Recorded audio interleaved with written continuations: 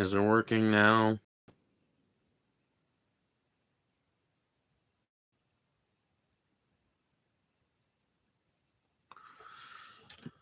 Getting to where I fucking hate streaming on here. Not from like a content production standpoint, just literally from an app standpoint. This fucking machine, dude. I don't know if it's my phone or if it's the fucking YouTube app, but it is just a goddamn nuisance sometimes.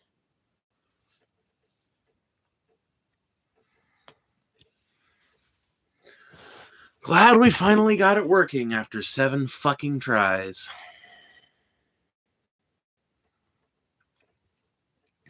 I think I would like a laptop even less, honestly. I'm just... Yeah. Let's not get into it, because I'm just going to get doomer. I'm just going to get in a miserable mood if we get into it. I need upgrades to my life that aren't going to happen for years and years and years. I don't just need a laptop. I mean, a laptop would help in some ways, but honestly, like, what gets me into more trouble streaming out here is the fact that I don't have a Wi-Fi connection. I have no option to even initiate a data connection, like a wired-in connection. So, I mean, there's just so many changes I need to make. I try not to think about all the shit that I need to change, and I try to think about all the shit that I got going for me right now. Because, honestly, everything about my life needs to change. Almost everything about it needs to change. So, it is what it is. We just have to, you guys are just going to have to deal with the garbage, like, phone streams until I can upgrade my technology. Sorry. There's nothing I can do about it. If there is, I would.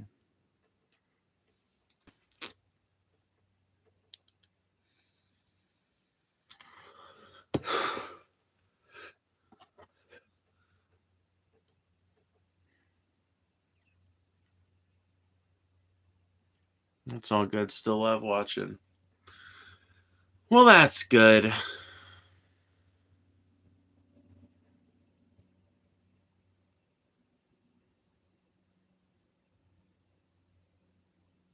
Stuck in your cabana?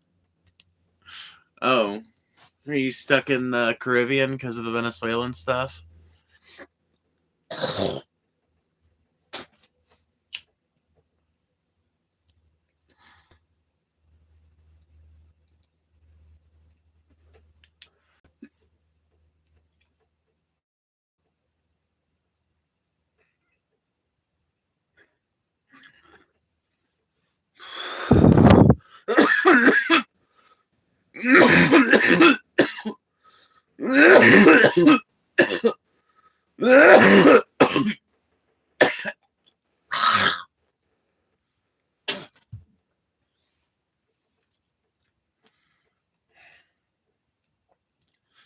I'm serious? Call your dad?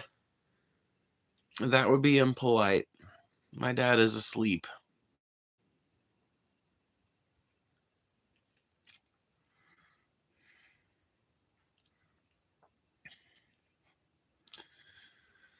Hello, everyone. Hello. Make sure you hit that like button as you roll in, because every single time you do that, it sends the stream out to even more people, which increases the quality of your viewing pleasure by increasing the number of people who can engage in the chat. So please do so now if you haven't done so already.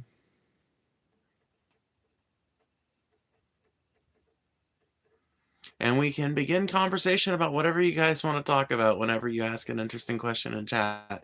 If you want to make sure your comment or question gets read or answered, or if you just want to support the channel, send a super chat or a Cash App donation. You can find that in the description below. Please give me motivation to finish getting my girlfriend's car fixed. It's 10 p.m. Haven't slept for 4 days. Just rebuilt the engine. I have about 6 bolts under the car and to tighten down the wheels.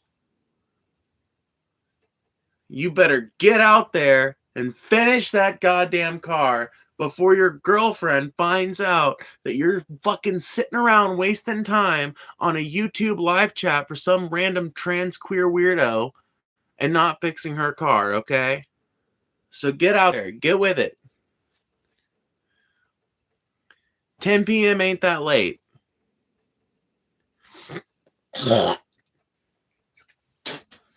Thomas Edison invented the light bulb for a reason, so get at it.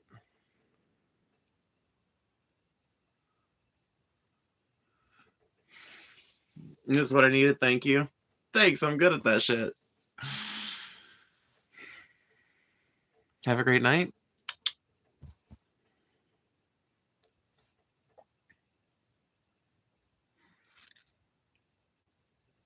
Wait, so you actually had sex change surgery? Did I? Did I not?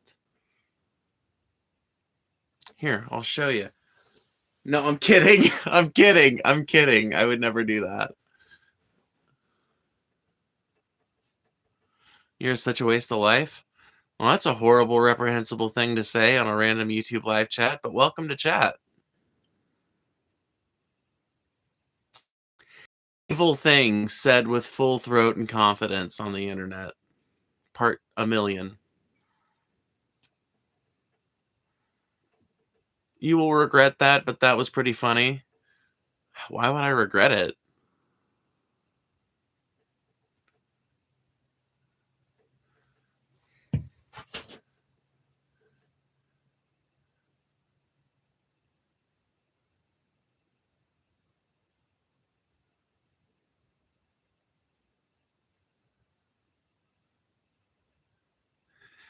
Make sure you guys hit that like button, by the way. 40 of you guys watching, half of you guys hit that like. That's 20 likes on top of the 3 we've already got. 23 altogether. Please hit that button. Hey, how are you? I'm okay, Muggle Chops. Troll looking ass? Troll acting ass.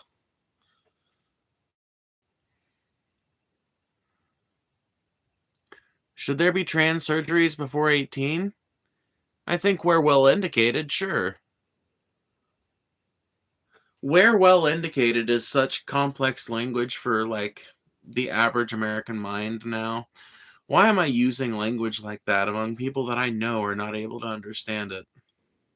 So what I mean by where well indicated, I mean that if you've got a person who's going to benefit from a sex reassignment surgery before 18, that person is going to be displaying signs of their being trans all the way from when they're a kid, all the way throughout their preteen years, all the way throughout their teen life.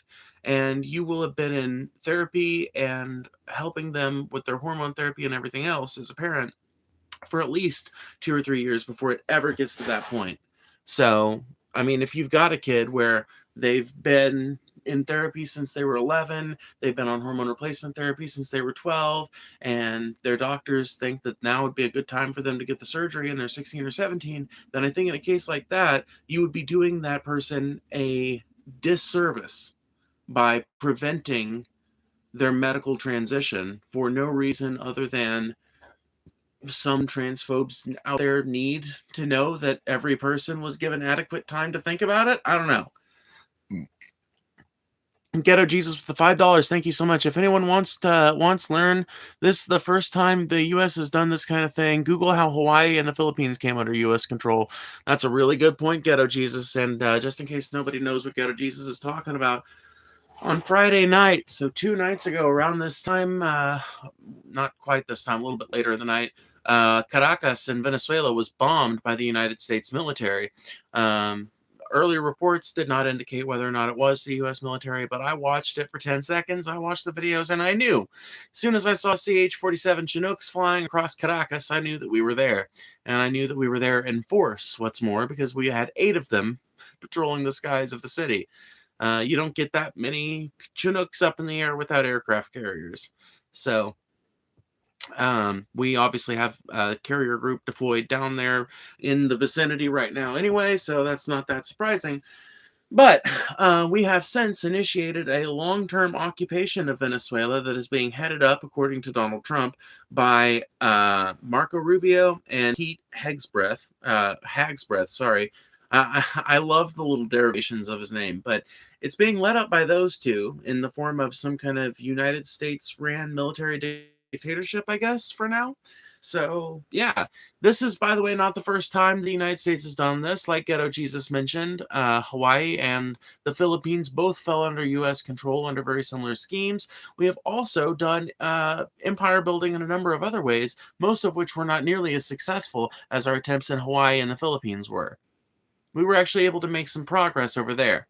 We were never really able to make all that much progress in Iraq, Afghanistan, Ukraine, or any of the other dozens of places that we've tried to. Syria, Lebanon, Libya. There's a billion places on this planet where America has tried to put its fucking dirty claws and putrid hands. And every single time we have managed to fuck up the local economy, destroy a bunch of local networks and a bunch of local social structures, and litter the culture with remains of our Americanism, basically.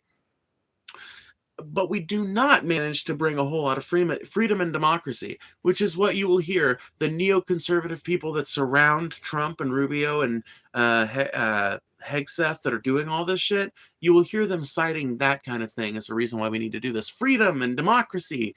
But remember what they keep saying, because they're telling you the real truth, but they're just not saying it with their full voice. They're not making it as obvious as it has been in previous years. Or perhaps they're making it more obvious than it has been in previous years. It depends on how you want to look at it. But listen to them when they say, our first priority is not Venezuelan elections.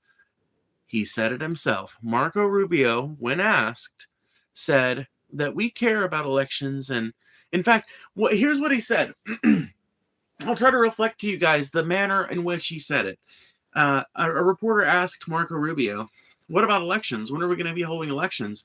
Well, Venezuela's elections, the last ones that were held in 2024, were not legitimate. So when are you guys going to be holding legitimate elections? And he said, elections?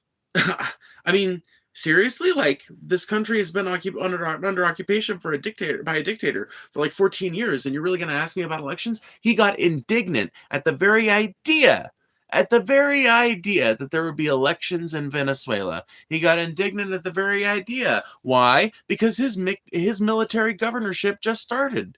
What do you mean? When are there going to be elections? Hopefully never. Hopefully never. That's what Marco Rubio was thinking. And this is just further evidence of the complete lack of axiomatic grounding when it comes to MAGA and the Trump movement. Is because I still got MAGAs right now, to this day, right now, in chat right now. I have MAGAs saying that this is okay, that this is MAGA winning, that this is a good thing. When your president is supposed to be the anti-war president, your president is supposed to be the no new wars president. Your president is supposed to be the stop fucking around with other foreign countries president. And you guys can't handle the fact that his narrative is completely shattered now. So you guys are just going along with whatever he says. If Donald Trump tomorrow tells you guys to start wiping with your bare hands, you'll do it. If Donald Trump were to get on national television and tell his supporters to start wiping with their bare hands, they would be doing it. You would see a bunch of everyone you saw with a MAGA hat the next day would have a brown left hand.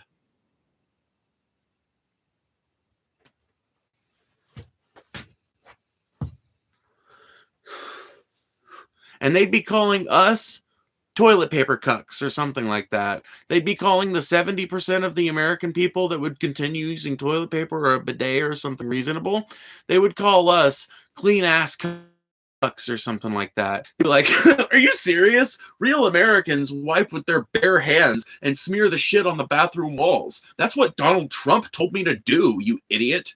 If you say anything else, you are unpatriotic. If Donald Trump told them to rape their mothers, they would do it. There are just some people out there for whom there is no boundary.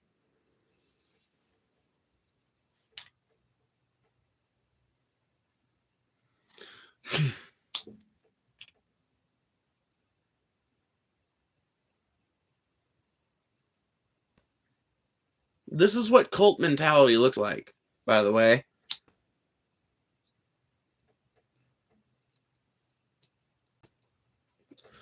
You see, like me, I voted for Biden, but I hated his ass 2 months later. You know? I voted for, but I never once argued that he was some kind of great politician. I voted for Biden, but I never once felt the need to go look at every single fucking speech he gave and every fucking appearance he made. For some reason, Trump cultists, they do feel that need. And it is, you know, it is a tendency to which I am unequipped. You know, like I've just not seen this kind of thing in American political discourse before. The closest thing I could get, maybe in comparison, would be the cult of personality that existed around Barack Obama, which was a way, way, way less dedicated fan base. Not least of all because, Barack Obama fans don't want to shoot you over the fact that you want, like they're not, like you're way less likely to encounter some kind of like horrible vicious violence out of someone who was really fierce about Obama, whereas the people who are fiercest about Trump, I mean, some of them have ran people down with vehicles, some of them have done mass shootings and shipped bombs to people. Like there's a whole long list of crimes attributable to pro-Trump kind of MAGA cult people. By the way, when I talk about this group of people, I am not talking about anyone who's ever cast a vote for Donald Trump or anybody who thinks, he's not as bad a president. Frankly, I agree with you. He's not Hitler, okay? But he's also not like some good president, and I'm sick and tired of people pretending that he is because they need to save face for their narrative, because they look at politics not as an example of how you should, or not, I'm sorry, not as a practice in ruling and managing your government and deciding how that government should run the country that you live in, but rather as a football game wherein you pick a side and you root for that side, and that's all you do. Let me read the super chat real quick. 6 Hour, thank you, $4.99. I appreciate that. I believe I've seen you in here before, 6 Hour. If conservatives actually knew what Trump thinks of them, so sad. Oh, dude, I know. I think about that all the time. I mean, Donald Trump has literally talked about, like, he's talked about in like interviews and shit about how he could go in on what was it he said? He said he could go in Times Square and shoot somebody dead in the street on live television and still be elected president by the Republicans the next time around. Because they don't give a shit, and he was right. He was fucking right. Like, there is no moral principle operating here. There's no like strong axiomatic value at the core of it. Trump 2028. Good luck, buddy. I'm not even sure that you guys are gonna get any real wins in 2026, much less 2028.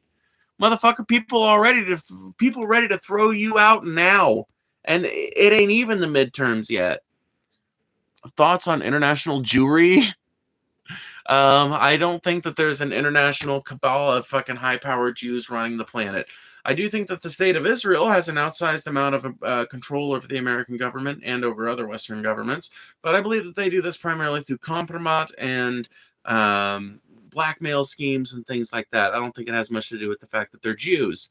Every Jewish person I ever met was working class or below. So I just do not believe in the myth that international Jewry is responsible for all the evil in the world. That would be capitalists. And capitalists is a group that includes Jewish people, Christian people, Muslim people, lots of Muslims in increasing number. Really, if you wanted to look at any one specific faith and say, oh man, they sure do control an awfully outsized amount of resources and money, you should really be looking at Muslims, not Jews.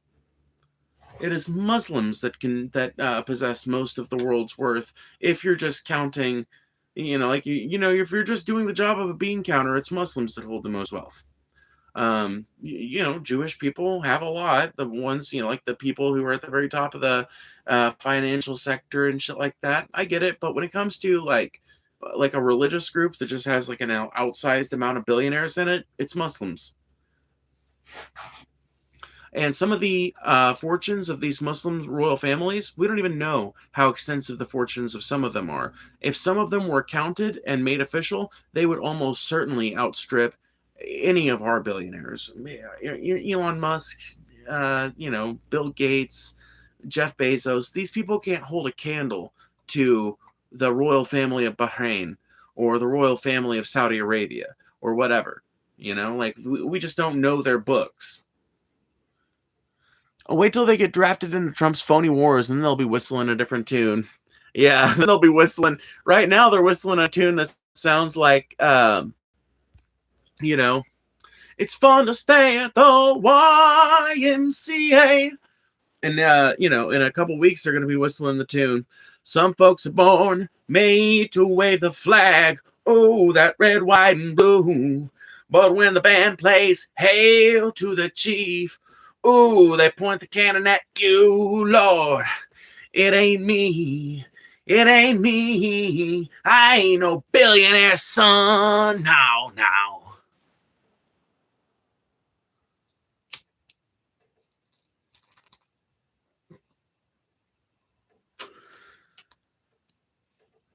How you shoot women and children? Oh, it's pretty easy. You just don't lead them so much.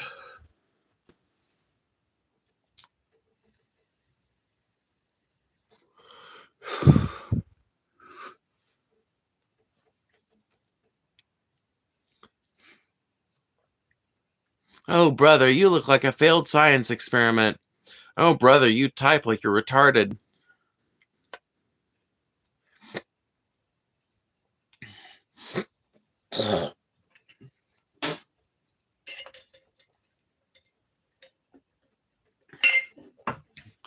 By the way, I love this evolving narrative about the whole Venezuela thing, that you can't be anti-U.S. intervention without being pro-Maduro. Let me know the best way to debate you live. So probably the best way to do that would be to add my Discord, which should be in the description below.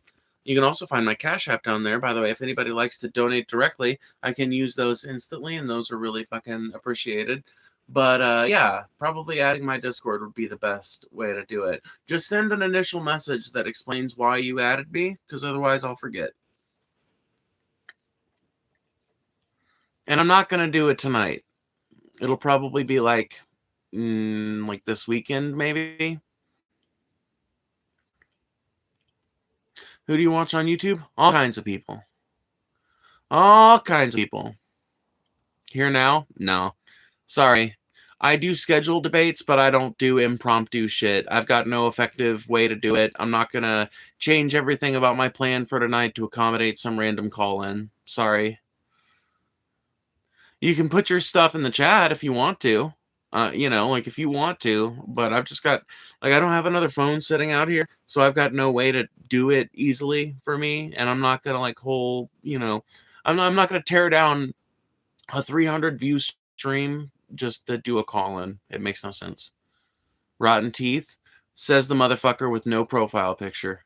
Motherfucker, I guarantee you ain't got a tooth in your head. Only motherfucker that's sitting there staring at other people's teeth is bitches with dentures.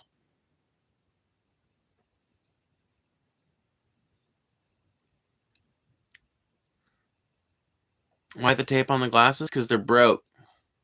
Who's your barber? Women don't go to barbers. What's the significance of the pentagram? I think it's a cool symbol. I think it's pretty. Makes me feel powerful. Get some new glasses, bud. Donate enough money to do so, and I will. No, I mean, that sounds cruel and mean and dismissive, but really, this is an audience-funded channel. I make my money off of YouTube, and when I start making enough money to afford health insurance and afford some new glasses, that's one of the first upgrades I plan on making, at least when it comes to my own personal appearance.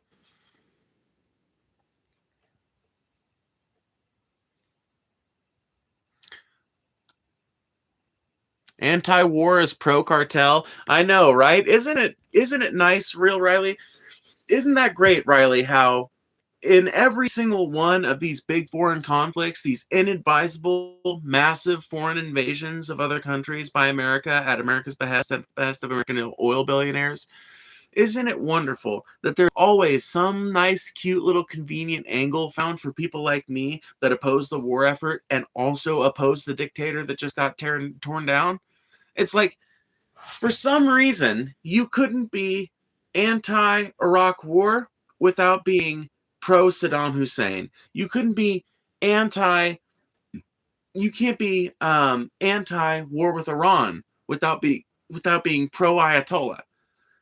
It's like how you can't be pro-Gaza without being pro-Hamas.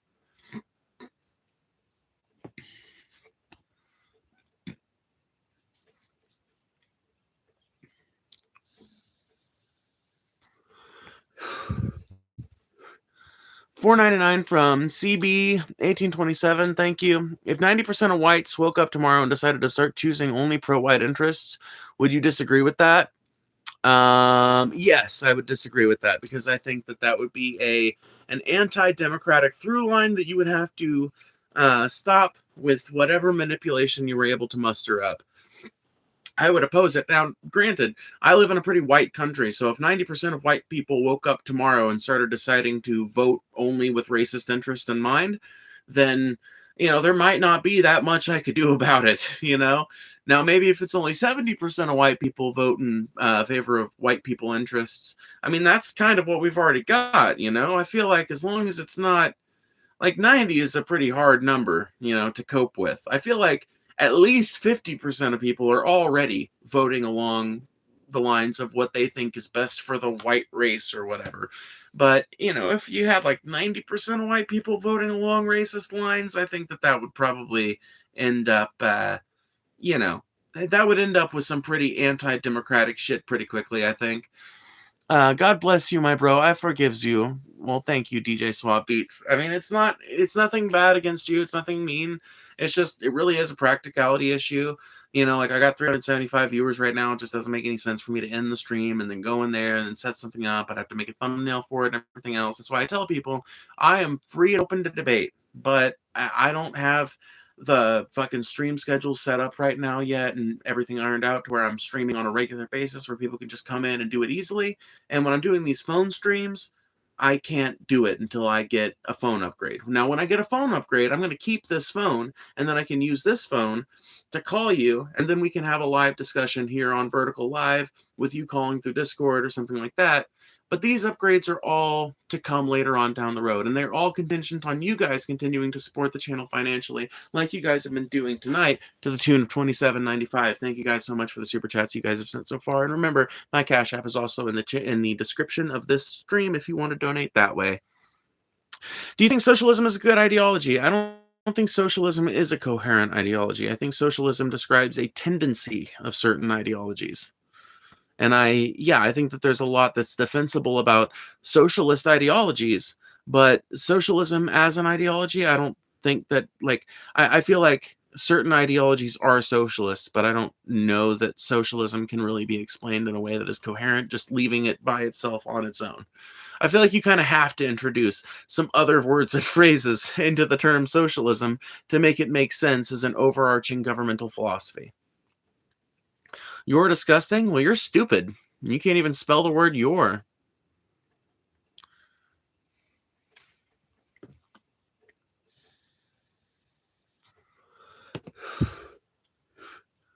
You don't know what socialism is?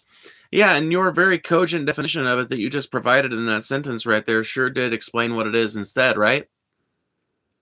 Very productive work we're engaging in here, folks.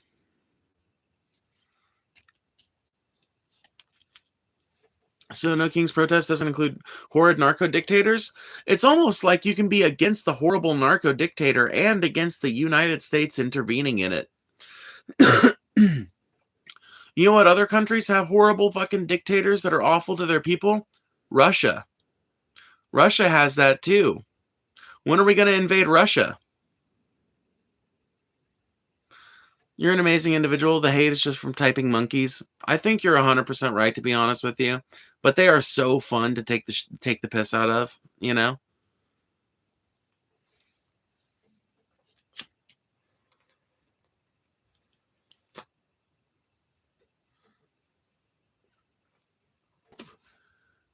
You're awesome. Thank you, Susan. I appreciate that.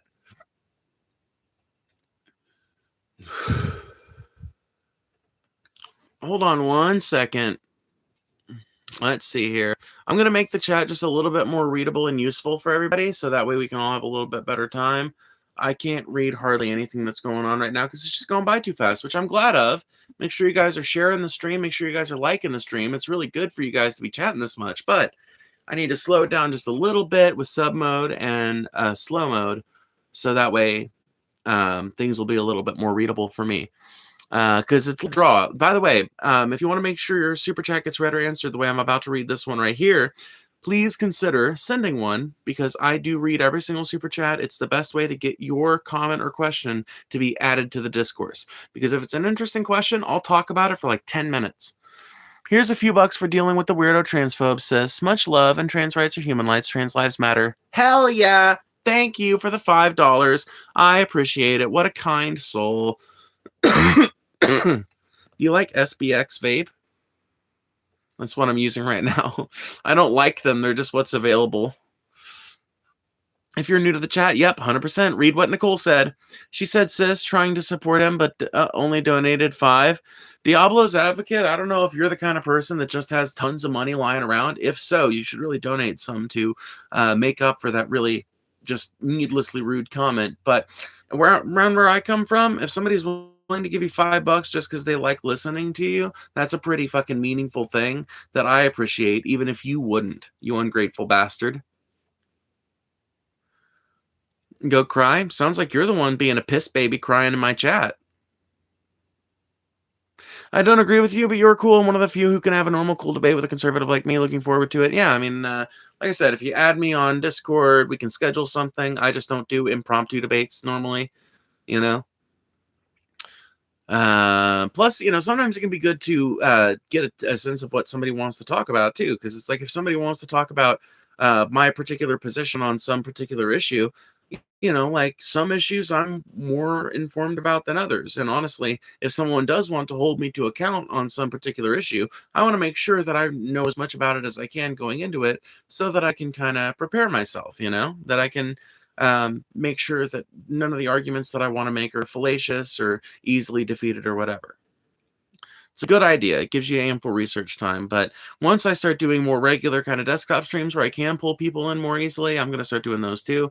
It's all to come. It's all to come. Don't worry about it. Hit the subscribe button. Hit the bell. You'll be here. I'm just curious, bro. What are your pronouns? She, her, hers. Thank you for asking. Hey, what's the Ophi part of your username? No, it stands for Ophelia. So it's Phoebe Ophelia. You know, I just shortened it to Ophi because I think Phoebe Ophi kind of sounded cute, you know? I don't know. I still like it. I still think it's a good little tagline. I hear people say it whenever I'm going on someone else's show, and I'm like, yes, that's me. I see lack of LeBron gooners in this chat. Why would there be a ton of LeBron gooners anywhere? Who the fuck is jerking off to LeBron James? I didn't turn off your super chats, CB. You guys should still be able to send supers. I certainly haven't stopped you from doing it. I haven't tried to I mean, like, they'll go away eventually. Like, eventually the super chats just, like, fade. You know, they're designed to do that. But, like, I have no way to turn off your ability to super chat with also... Like, I can ban you, but you wouldn't be able to chat either. You know? So, if it's not letting... Somebody else super chat. I can't send any. I've tried like 5 times. Well, somebody else send one and see if it's working. Because you might just need to try clearing all your apps, CB.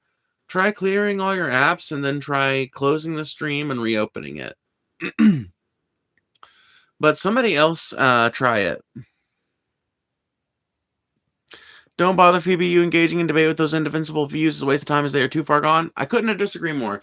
I think that it is incredibly important. I think it is incredibly important to debate issues that don't get a lot of press time, because it is exactly the not debating of those issues that allows people to let them fester in their brain. It's the fact that their views are never directly and outright challenged, and their logic is never directly outright challenged, that allows these things to incubate in the brains of the uninformed, right?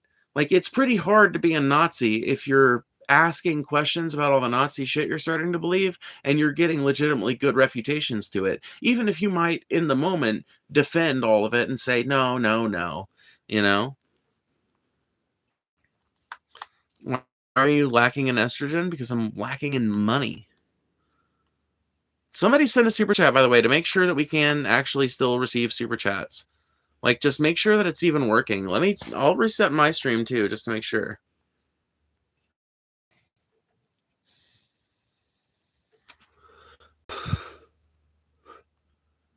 Okay, so Autumn was able to send one. So if Autumn was able to send one, I'm going to assume anybody should be able to send a super chat. I'm going to assume there are no restrictions on it or whatever. Sometimes we can get age gated and that'll cause to not be able to receive them. But if you're having problems, I would suggest closing all your apps and then trying that. Or alternatively, you might just have to restart your phone, maybe. But otherwise, don't worry about it. I mean, if you're trying your best and you can't send one, it is what it is. Talk about the special ops in Venezuela. We've been talking about that a ton recently, but I guess I'm gonna talk about it again. So yeah, Trump launched an like unofficial and completely illegal war of occupation on Venezuela. I guess you can't really call it much of a war. It seemed like it took about an hour and a half for them to get there, get Maduro out, and get themselves settled in. And we're currently planning on occupying Venezuela for as long as it takes for there to be a transitional government. What does that mean? What does that refer to? How long is that going to be? Nobody knows. It's an indeterminate amount of time during which it will be ruled, at least according to President Trump, by Marco Rubio and Pete Kegsbreath. Public or private school? Do you live with your parents? Do you, what? Okay, so I went to public school, and whether or not I live with my parents is nobody's business but mine. Dude, whether or not I live alone with people, with my fucking family or not, is none of your fucking business. I wouldn't tell you. Dude, even if I fucking lived alone in the fucking woods, I would still have an incentive not to tell you. Because, that is just not intelligent shit to fucking put out there, Like, yeah, let me tell you about the exact position of all of our bedrooms, too, Like, what a weird question,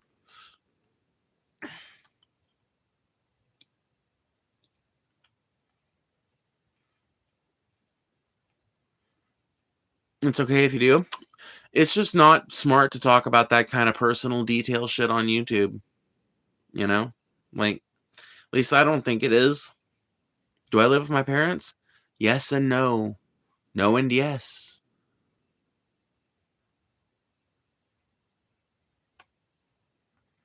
Do I live by myself? Yes and no. No and yes. I can neither confirm nor deny. I think your take on Venezuela is really black and white, which sucks. I think we shouldn't have just invaded Venezuela, but at the same time, there's no debate that Maduro was the rightful president. When did I say that we should fucking reinstall Maduro? Okay? Oh my god, see, this is what I mean. This is how manufactured consent works. You get in, you basically invent a narrative around which you're going to base all of your actions, and then you go in and do whatever you want, and the American people are willing to go along with your justifications until the amount that they have paid in blood and soil is finally enough. Like, once we have finally fucking paid enough in blood and treasure, then Americans will be like, okay, we shouldn't have interfered in this. But that's what it takes. That's what it's going to take the Venezuelan people as well. This is how it goes every time the United States invades a foreign country and installs new leadership in it and maintains strict control over its resources and economy and shit. This is what happens. The people love it at first when their horrible fascist leader is gone and they can finally say, fuck Maduro again. But they find out pretty fucking quickly that they can't say, fuck President Trump, so it doesn't make much of a difference. And they also figure out pretty quickly that it doesn't make much of a difference economically because they're just as underpaid there with American corporations ruling over them as they ever were with Venezuelan corporations running over them.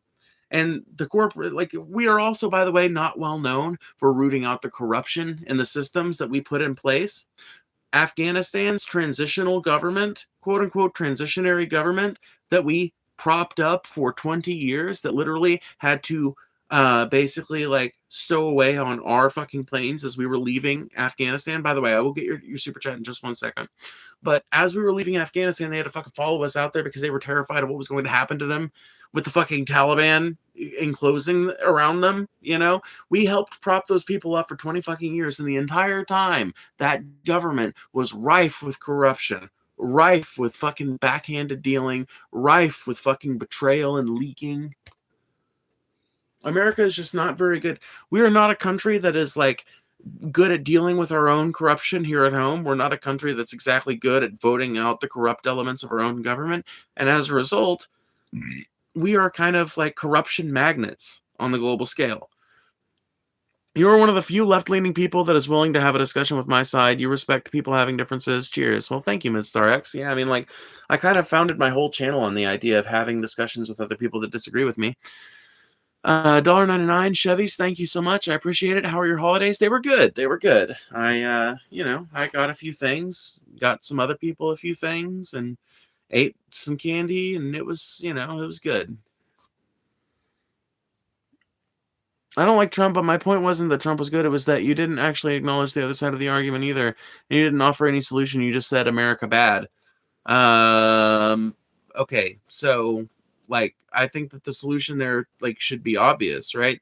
But if it's not, I think that there's two solutions, I guess, that you could go with that would not have involved an illegal invasion. Number one is calling a UN meeting to decide what exactly needs be done about this Venezuelan situation.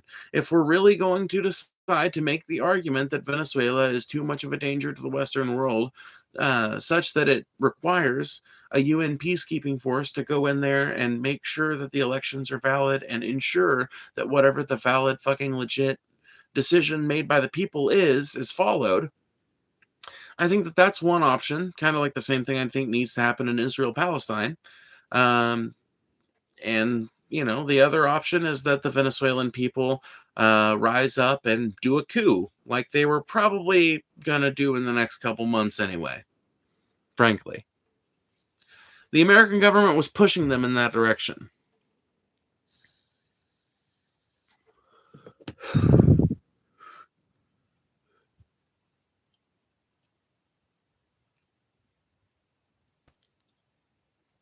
What do you think about the citizens of Venezuela having a parade of their leader being captured? It reminds me a lot of people, tearing down the statue of Saddam Hussein in Baghdad, thinking that it was going to make a difference, thinking that American companies were going to take good care of them, thinking that American companies were going to bring good jobs to their area. And then they watched as American contractors got brought in to fill all the good jobs. Their locals were really only used for the pettiest of construction projects. They watched as their locals were underpaid, mistreated, and alienated.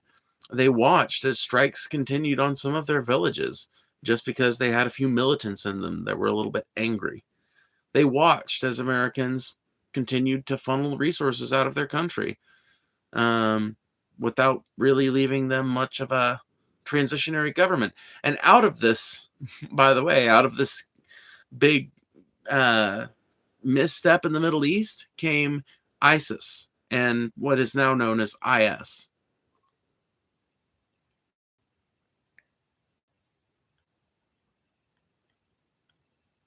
Thoughts on Reddit True Tide? Huh? I don't know what that is, honestly. So what are some base views you have? That human suffering should be reduced, that there is moral value in the good of mankind, that you can quantify human happiness and seek it out as a policy directive. And basically everything I believe politically comes down from those axioms, basically.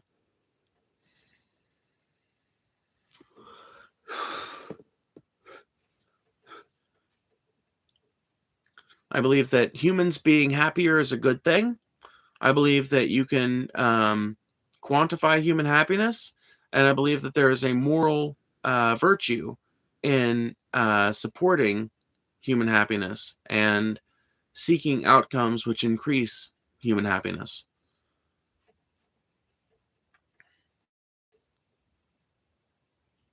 Thank God Kirk is gone.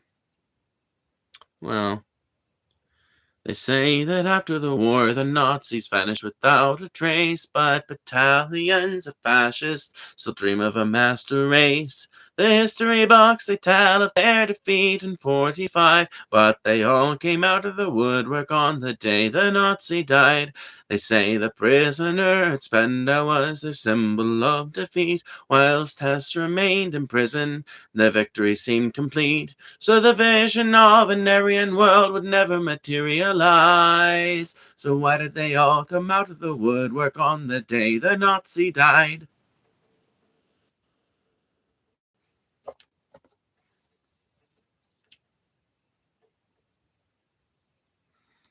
I'm just triggering you guys.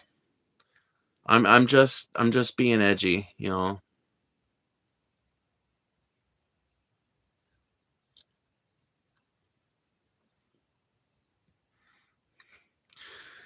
Yeah, well, Chick-fil-A boy, you might have an easier time making that argument if conservatives hadn't spent the last 20 years, making trigger the libs memes.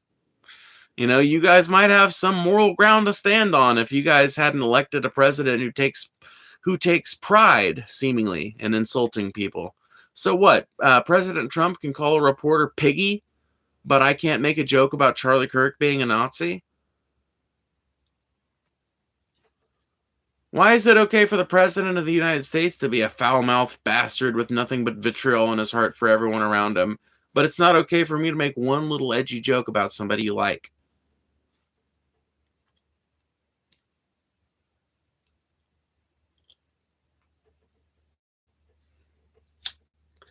He's a dead man? Oh, so what about when Rob Reiner died and Trump took to social media to explain how he had been killed by Trump derangement syndrome? Whole lot of respect Trump has for dead guys, huh?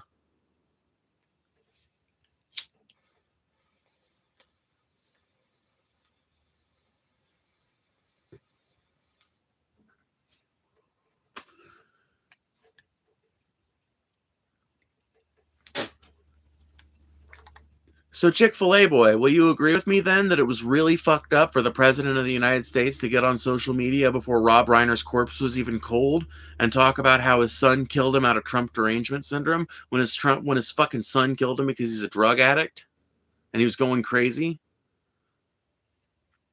Can we both agree then that that was a fucked up thing for a president to say? If it's fucked up for me as a YouTube streamer, okay, we can agree on that? Cool. Just making sure. See, because I think that there's a lot of hypocrisy that goes on in the right wing when it comes to lefties and righties. And this hypocrisy is the left is expected to be, we are expected to act in a very specific way. And if, like, righties don't care about maintaining their own moral codes, but they care very much about making sure that other people's are maintained. And that honestly is right in line with the neoconservative mindset. But leaving that aside, I don't like that kind of hypocrisy. I think if you're going to say it's fucked up to make an edgy joke, then it's fucked up to make an edgy joke. Okay? Now, I'm of the opinion that Trump's joke about Rob Reiner was not funny and was a dog shit piece of shit thing to say. And I obviously think that the joke I made about Charlie Kirk when I sang "The Day the Nazi Died" by Chumbawamba, I obviously thought that was pretty funny. And the reason for that is because Rob Reiner was a beloved film director who was responsible for films like Stand By Me, When Harry Met Sally, and a whole host of other wonderful films. And Charlie Kirk was debate bro, most famous probably for saying that he doesn't trust black pilots. So on the one hand, you have one of America's most beloved film directors, and the person insulting him is the President of the United States. And on the other hand, you've got a debate bro podcaster type who is being made fun of by another debate bro podcaster type. Charlie Kirk certainly didn't have any qualms about making fun of people he disagreed with.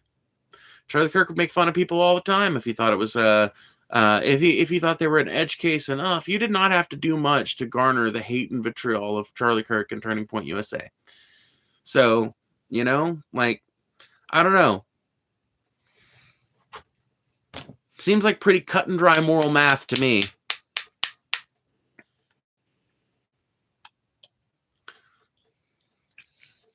One has millions of followers, one doesn't. So, even less reason you should care, Chick-fil-A boy. Even less reason you should care.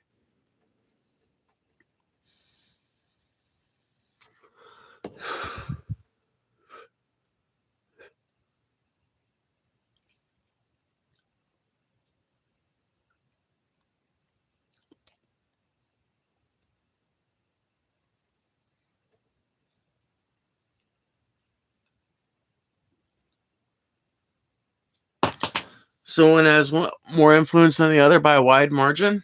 So, once again, you didn't answer my question, which was pretty direct. It was, what does it matter?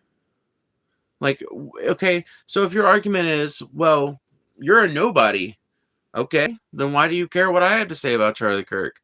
If I'm a nobody, then shouldn't it just, like, shouldn't your only reaction be, oh, that's just the insane ramblings of some nobody? Why do you even care? If my reach is so low and my viewership so little, why does it even matter? I could say whatever dog shit I want about Charlie Kirk. It doesn't matter, right? It's just the ramblings of some unknown nobody on some obscure corner of YouTube, right? Precisely. Well, there you go. But for some reason, despite all that, people are still going to talk about me making fun of Charlie Kirk like it's the worst thing on the planet, like it's the biggest deal in the world. Somehow, simultaneously, I can be both a meaningless nobody that will be forgotten when I die, and also a horrible blight on the world that is just spreading the most nightmarish rhetoric ever, Which is it, folks? You can either be a horrible you can either be a complete nobody that nobody gives a shit about, or you can be a horrible nightmare fascist that's spreading evil rhetoric across the internet. You cannot be both.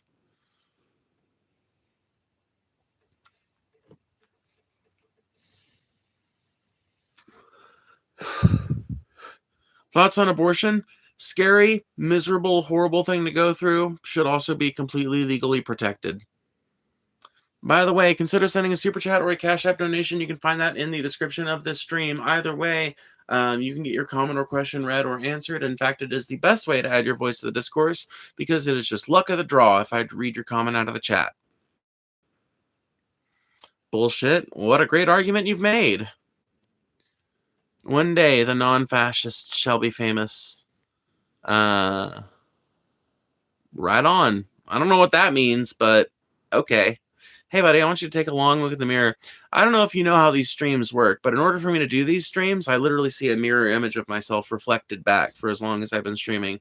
So I've been streaming for 53 minutes and 46 seconds, and in that entire time, I've been looking at an image of myself. So I've taken a long look in the mirror, and what I've decided is, damn, I'm hot.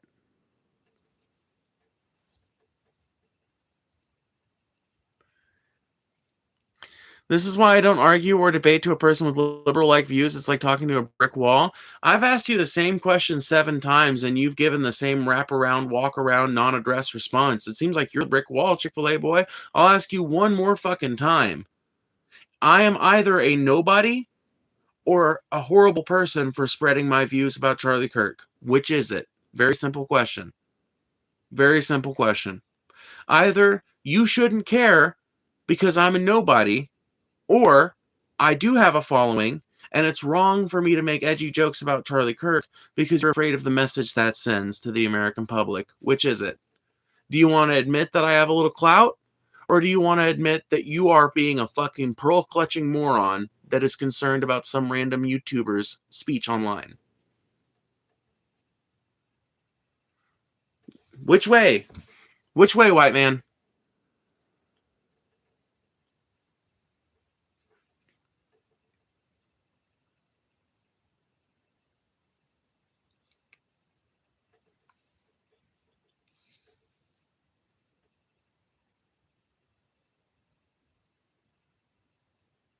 I've answered plenty of questions in this stream. I'm waiting for one of my questions to be answered right now. Thoughts of Muslims coming to America and telling us how to live? When have they done that? Can you give me an example of that happening? Because I pretty much just see America going to Muslim countries and telling them how they should live. What's really fucked up is making fun of someone that was murdered. That is morally wrong. Doesn't matter if left or right. It's a fucked up thing to do. Yeah, but I think it depends on context. Like, do I think that it's a perfectly colorless joke to make about Charlie Kirk like I just did? No. But I think that there's certainly a degree of context to it that does not exist with the death of someone like Rob Reiner. Hitler killed himself. Am I not allowed to make fun of Hitler because he killed himself? Now, I'm not saying that Charlie Kirk was Hitler, okay? That's not my point. I think Charlie Kirk was a damn far sight from Hitler, okay? But just using the most extreme example, exactly how much evil does someone need to commit in the world before you can make fun of them after their death? Charlie Kirk had no problem making fun of other people after their death. Neither did anyone else that was adjacent to the American modern conservative movement. I mean, Ben Shapiro of the Daily Wire has literally made an entire song talking about how, or I'm sorry, an entire video talking about how Imagine is the worst song ever, and talking all kinds of mad shit about John Lennon after his death. So this is not a moral you guys actually have. This is not something you guys actually care about. This is something you guys are pretending to care about because you're in a lefty's live stream right now and you want to look like the morally superior ones. But if you're watching this and thinking I'm some kind of monster because I'm taking this position, just know that these people celebrated the death of every leftist and liberal person that has occurred within the last 10 years. These are the same people judging me about my joke about Charlie Kirk are the same kind of people who were clapping like seals when 2 Democratic lawmakers were assassinated last summer.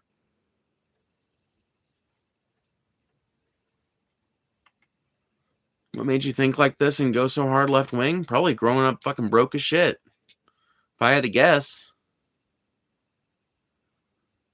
Is this thing on? Am I muted? You're not muted, Snack.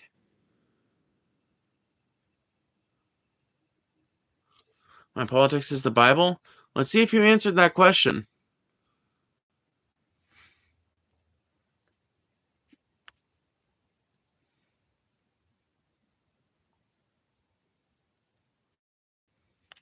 Nope. Never answered that question.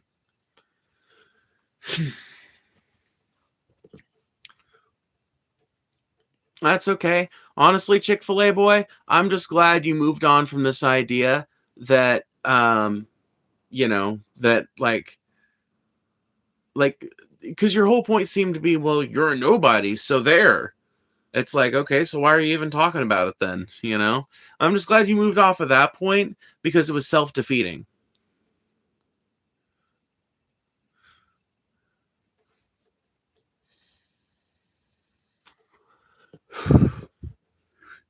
If you have a problem with Christianity like I do, wait for Islam.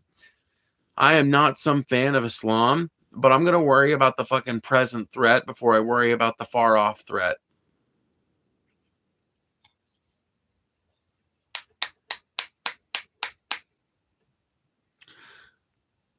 You were comparing Rob Reiner to Charlie Kirk?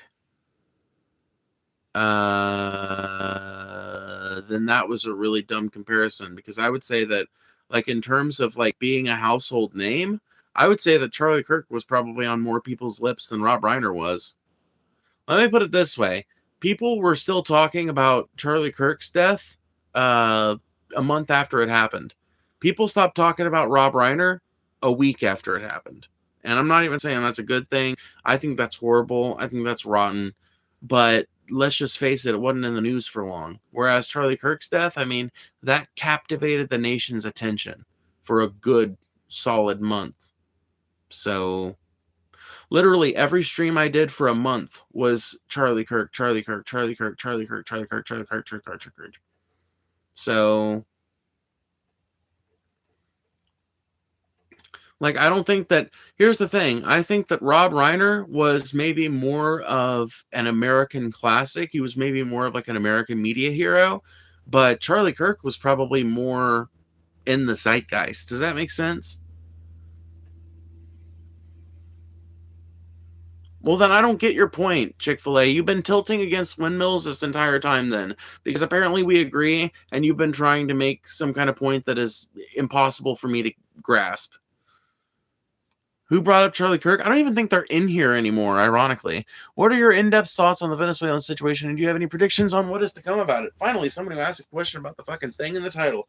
Yes, I do. Let me give you those. Please send a super chat. Please send a Cash App donation. You guys support the channel with your donos and your memberships. Sign up for the membership if you want to see some live members-only content. But otherwise, let me hit this bowl, and I will give you guys my in-depth thoughts on Venezuela.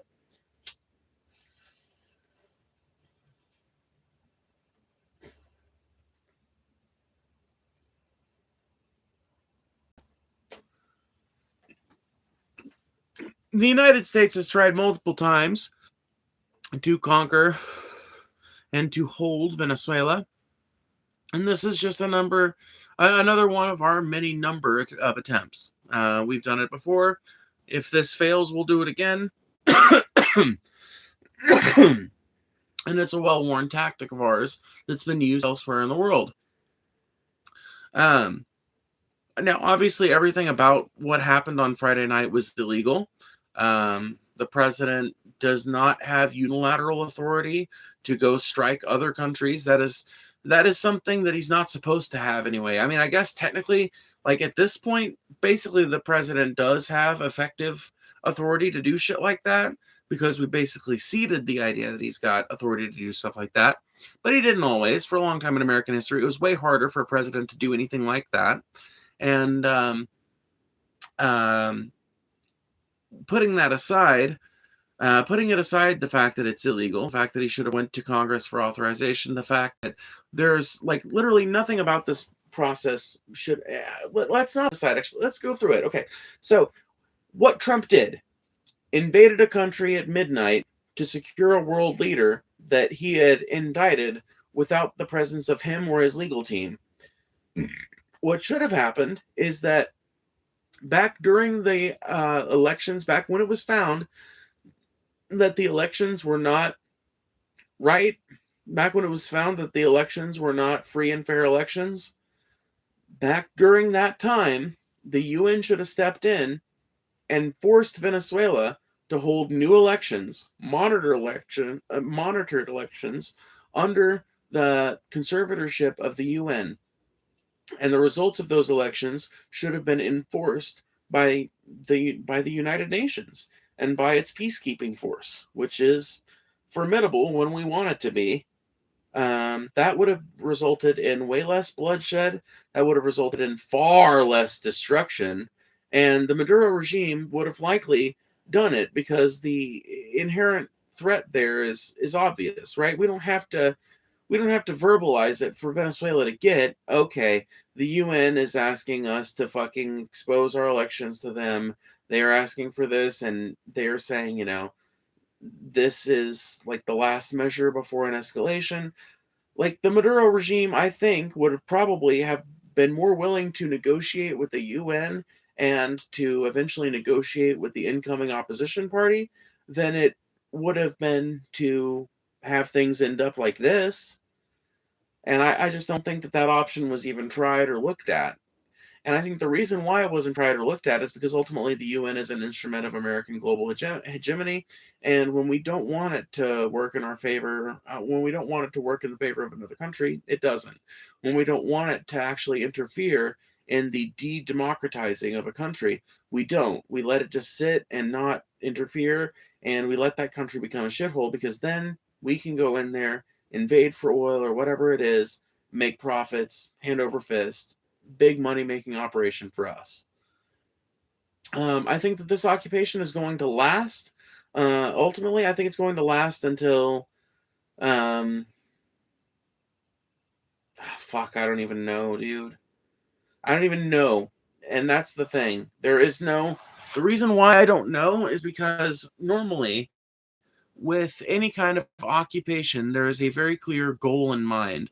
But when it comes to the Trump administration and Rubio, Pete Hegseth, you know, like the Secretary of State and the Secretary of War, neither one of them seem to know altogether exactly what they're going for in Venezuela. When asked about elections and a possible democratic path forward in Venezuela, Marco Rubio balked at the idea, saying that they were nowhere close and that they care about elections, they care about democracy in Venezuela, but ultimately their number one priority is the health, safety, and well-being and security and all this other shit of the United States.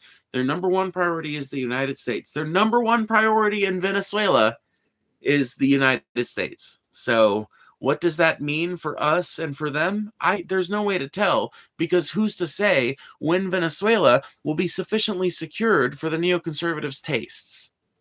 Do you think that Trump has done anything good? Yeah, he signed an executive order demanding that they reschedule marijuana. I think that was a pretty good choice. I think that was a pretty good thing.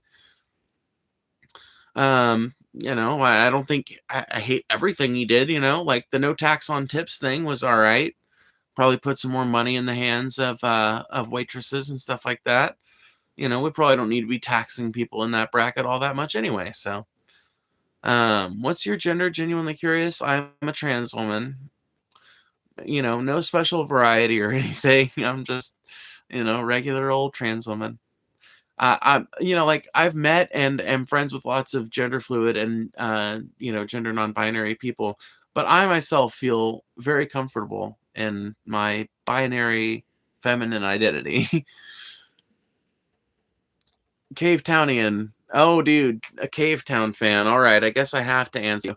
Hey, I'm young and I saw that you're Transfem, and I was wondering if I could get some advice because I'm a trans woman, but my parents and my sister are homophobic and transphobic. What should I do trans-wise? You should continue listening to Cave Town for one. No, why is it that every Gen Z queer person listens to Cave Town, dude? What is that? Um, but anyway, so any advice for you? Honestly, my biggest piece of advice for you is keep working on your talents, keep working on whatever you've got that makes you happy, and keep waiting for the day that you can move far, far away from your bigoted, crazy, weird little town that has lots of people that hate you or that hate people like you. Because you do not have to live in the place where you grew up. And even if you don't have a lot of money, there are all kinds of organizations popping up. In fact, there's someone who runs one that is a moderator here in this chat room sometimes. But there are organizations popping up pretty much every couple of months now that help trans people relocate to other states and help them find housing and employment and stuff like that. So don't despair. You may not ever be able to see a day where your parents and family truly accept you for who you are. Lots of trans people don't, and I hate to say that. I wish I could tell you that there would come a day when they'll come around, and maybe they will, but a lot of people don't, and you need to prepare yourself for that possibility if you have a strong desire to come out, or if you're already out. You probably have already kind of accustomed yourself to the possibility that it's just never going to change. But if you know that it's never going to change, then you kind of free yourself to act in accordance with that fact. You can act in accordance with it, which means you can decide, okay, well, I'm going to leave this tiny little hick town because there's nothing here for me.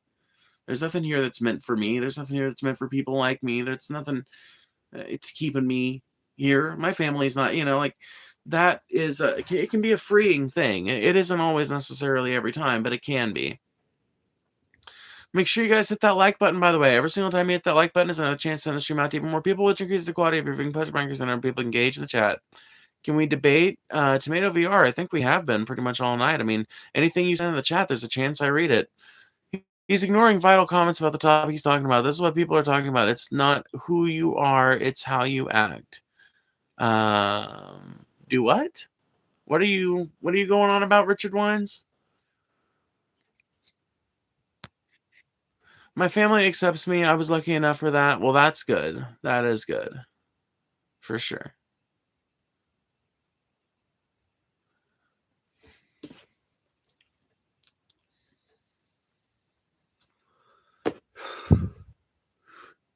They are also ignoring you. This is the second one of your comments I've read, Tomato VR. I scrolled down in the live feed and there's a Trumpy right beneath you. That is hilarious. That is hilarious and fitting, frankly. Hilarious and fitting. Dude, you guys should raid his chat and get a bunch of people to come over here. No, I'm kidding. You shouldn't do that. That was a joke, YouTube. What are the other ways the U.S. has tried to destabilize Venezuela? Sanctions, freezes on specific military assets and financial assets that the country has, individual assassinations and assassination attempts, these attacks on these fishing boats that they've been doing. They call them drug boats, but you look at them and not a single one of them is capable of getting to the United States under its own power without like 10 refuels, So it's like, what is this operation? This makes no sense. And it makes even less sense when you consider dude, This entire operation just stinks of the American people having finally become so stupid and uneducated that we don't know how to use our brains when our politicians tell us something happened a specific way. So they tell us that these are drug boats, and nobody seems to even bring up the fact that the Coast Guard regularly patrols all of America's coasts. And not just with fucking boats either. They're flying planes above that shit. They're running fucking LiDAR on that shit. They are monitoring them oceans. They know you can't just sail a boat from Venezuela into some random port in fucking Miami and just unload a bunch of drugs there. That's not how anything works. There's like a whole fucking process that you have to do if you are a vessel that wants to enter American waters and then wants to dock at an American port.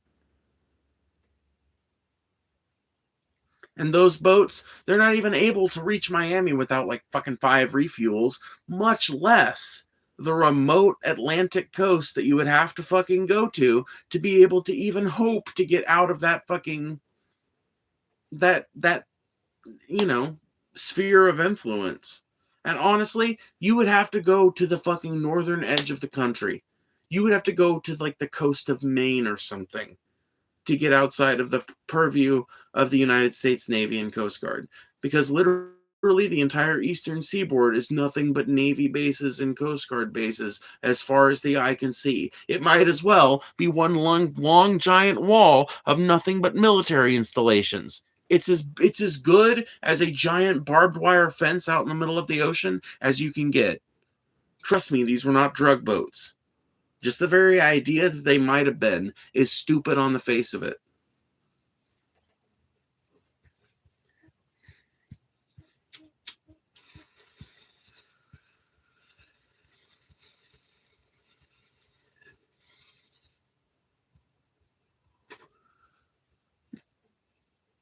Phoebe, support abortion. I do.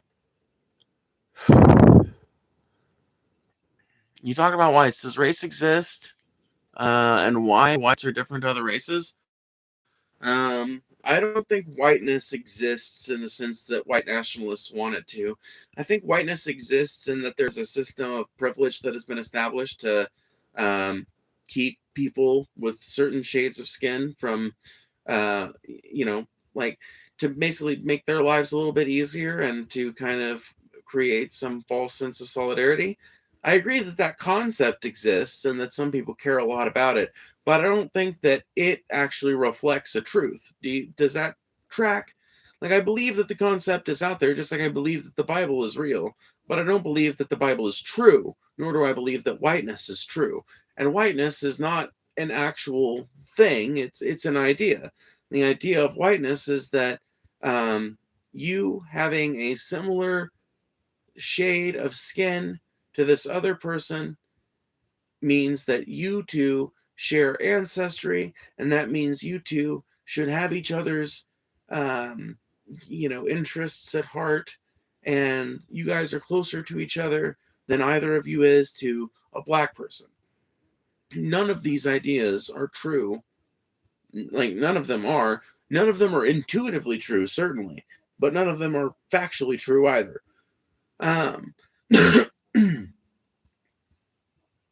We can go into that if you guys want to.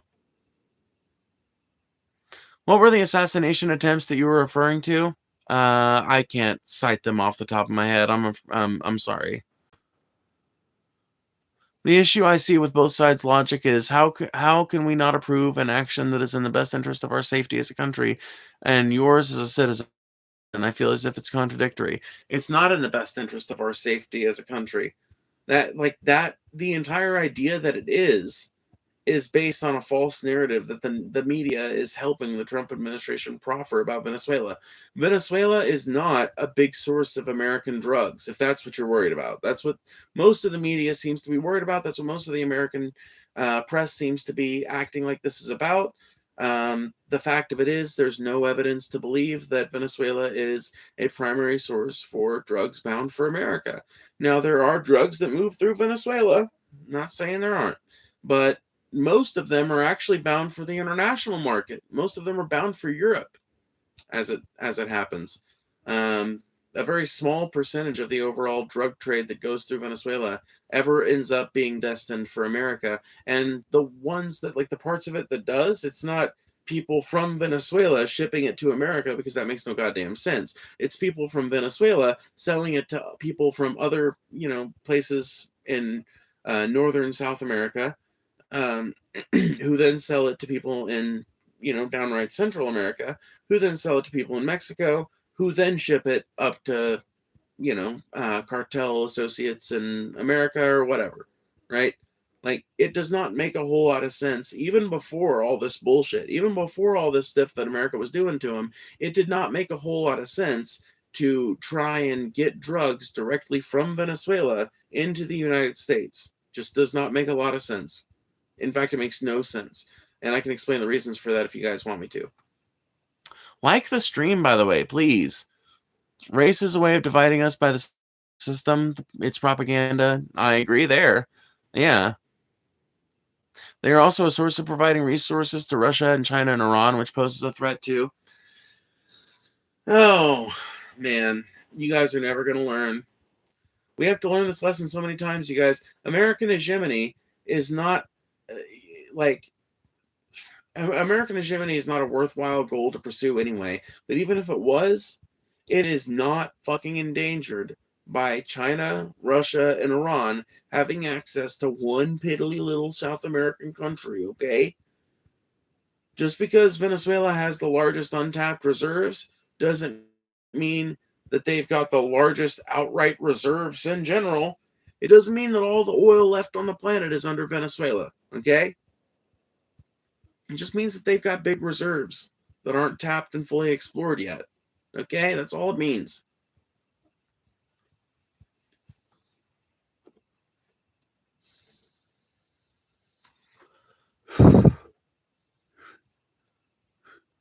What are your thoughts on Gavin Newsom? He called Canadian political rapper Tom MacDonald gay. Tom MacDonald is at least bisexual, but my thoughts on Governor Gavin Newsom is that he's a fucking idiot that is probably going to end up getting the Democratic nomination in 2026. Not 2026, 2028. I wish it weren't so, but that moron is probably going to walk away with it pretty handily. Kamala Harris is going to try to run again, but she's not going to primary. Nobody likes Kamala. Nobody. She is a charisma void. She is a vacuum of charisma and good energy, so she's not going to go anywhere.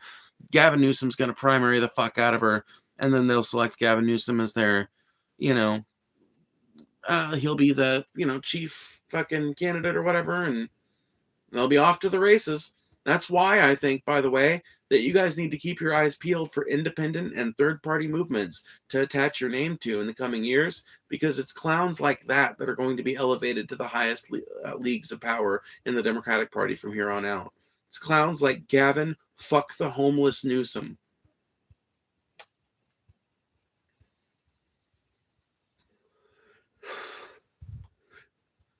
It's Gavin casually homophobic Newsom. It's Gavin basically neoconservative Newsom. It's Gavin doesn't give a real fuck about trans people Newsom.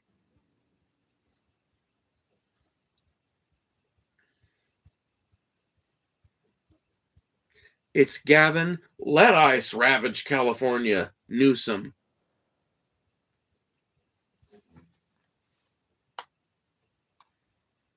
Love your opinion on Gavin. He is the devil. I don't know about that, but he's certainly not my ideal candidate. By the way, do you guys still have the super chat button? I hate to sound like I'm begging, but I'm just trying to make sure that it's still available. If it's not, we might have got age gated. What about AOC? Huge disappointment. I feel like AOC gets told how to vote, told how to act.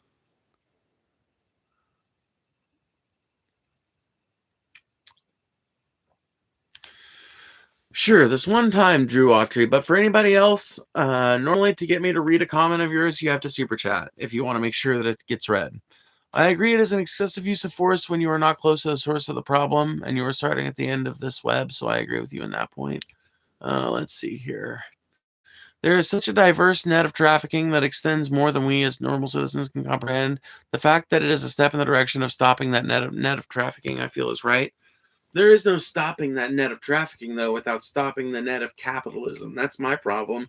I feel like the reason why all this trafficking exists is because we've allowed a class of people to come about that can afford to pay $1 million over the course of 2 weeks for the privilege of, you know, well, if you're looking at the Epstein case, for example, because this kind of trafficking, the kind of trafficking we're talking about sex trafficking, labor trafficking, just human trafficking in general. We're talking about drug trafficking. We're talking about all kinds of shit, right? We're talking about all kinds of illegal transactions. And let's just use Epstein as an example. Think like we've allowed a class of people to exist who can not just afford to pay $1 million over the course of 2 weeks for all the different expenses to go, fuck some like underage girl or something. Like, we can, like, we've created a class of people who can afford to do that, and who are so sociopathic and so surrounded by objects of fulfillment that there's nothing that means anything to them anymore.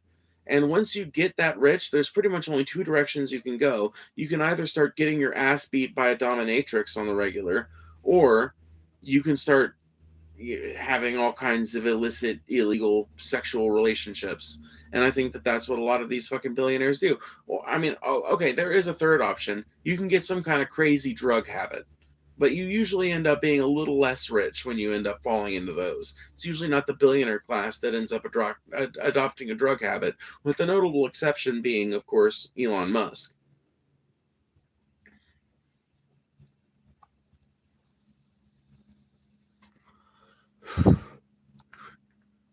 Now Super Chat is on. Weird. So maybe it is working. Let me reset my stream real quick. Loving the stream, could listen to you for hours. Well, thank you, your little Neanderthal, and I guess that does prove that the Super Chat button is in fact working. Thank you so much. I appreciate that. You guys are awesome. Thank you. Do you think that there are rich people who are just normal? Depends on your definition of rich, man. Like, yeah, like here's the thing. You have to be an absurd amount of wealthy before the world becomes boring to you, you know? Now, these are all just my theories, but I've thought about it a lot, right? And the world is full of wonder. But I have certainly like noticed how like I get bored of things, like, and all I can think is, I'm the kind of person that I have like pretty much limitless wonder for this world and everything. But it's easy for me to conceptualize a person that is able to achieve all of the little bits of fulfillment that even well-off working people probably aren't able to get all that often. Like, for example, a beach vacation to any of us is like a once a year thing if we get access to that at all. And most Americans don't have access to vacations. So, for any of us, beach vacation is probably a pretty fucking wild thing to think about. But, there are billionaires who do that 4 times a year and who live the rest of their time in some remote mountain complex that is, completely silent when they want it to be and a real party when they want it to be. There are people who can afford, like for most of us, flying is this big, complicated thing and this, this long expenditure. And there's all these different things we have to do, right? But there are people who, when they want to fly somewhere, all they do is they literally just get their butler's attention or their housemaster's attention or whatever, and they say, hey, I'm thinking I want to go check out Venice this weekend. Or if they're really rich, they can say, I'm thinking I want to go check out Venice tomorrow. Do you think we could fly there tonight? And their butler says, okay, well, I'll see if I can make the accommodations. Let's see what's available. And before the fucking night is out, before really the afternoon has even fully commenced, they've got their private jet loaded up with whatever luggage they're going to need, with their going away suitcases, which are already packed and ready anytime they need them. They've got hotel rooms ordered and paid for at the nicest resort in town, wherever they're going, and they're ready to fly out 30 minutes before they really need to be to get there by their destination time. There are people who are this wealthy, and this is the class of people for whom I think morality is a foregone concept. I don't think you can get that rich and still be a moral person at all. At all, at all. I think you have to step on heads to get that rich. I think you have to destroy people's dreams to get that rich. I think you have to exploit people to get that rich.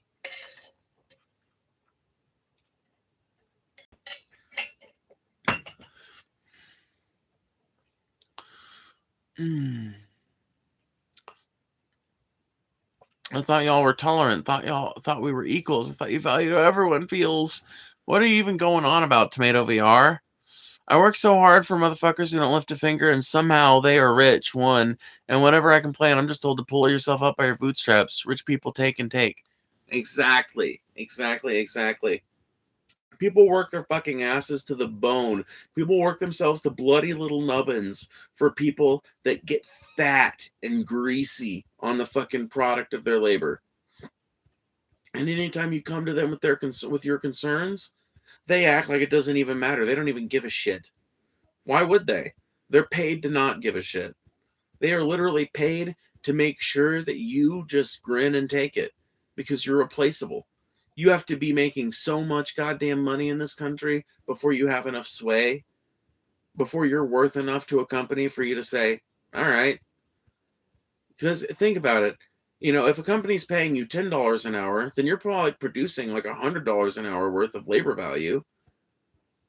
If they're willing to pay you $10 an hour for it, you're probably producing, $50 to $100 worth of labor value in that hour, depending on the job and depending on what you're doing and everything else. So if they're willing to pay you $200,000 a year, imagine how much labor value you're producing then. Imagine how much labor value you have to be producing then to make it all make sense.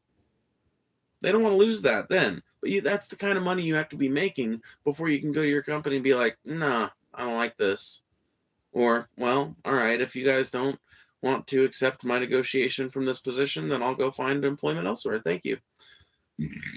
Like, you can't do that if you're a Walmart worker. Because the Kroger down the road pays even less than Walmart does.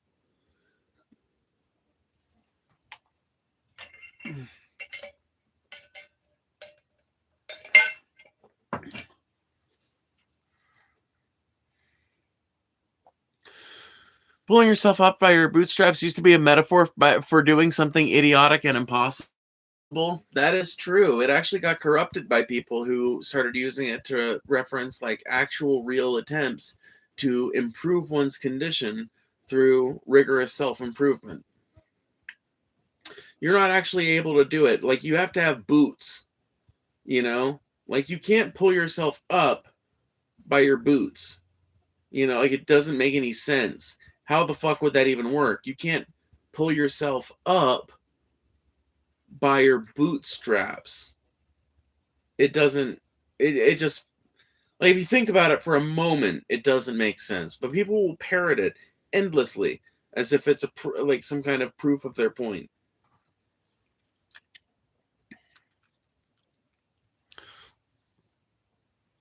By the way, consider sending a super chat or a Cash App donation, which you can find in the description down below. Either way is super helpful, but the Cash Apps, I can use those instantly, and they are greatly appreciated. Either way is greatly appreciated. Thank you guys for contributing to the channel, as always.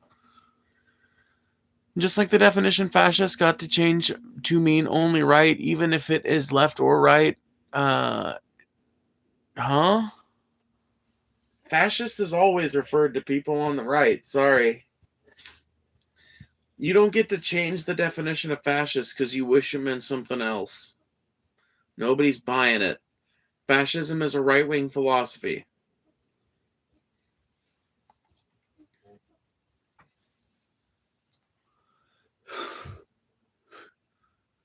We can change it collectively. We're always at each other's throats. That what the ultra rich want. Yeah. No, 100%. I agree with you there. Agree with you there for sure.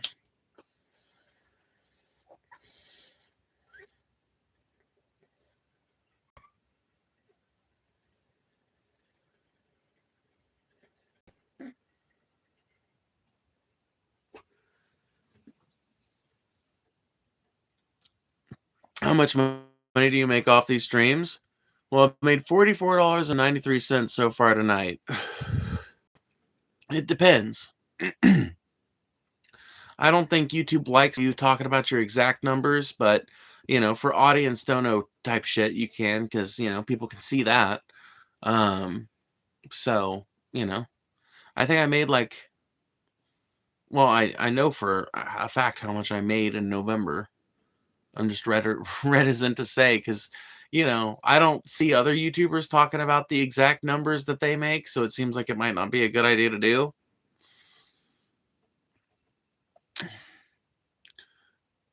Name a left-wing fascist. That's a good point.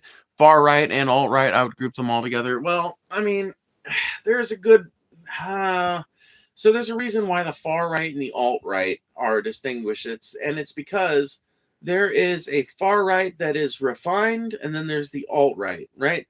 So there's the refined Nazi, known as the far right, which is the Republican that is as fucking far right as you can get without actively, but they still don't.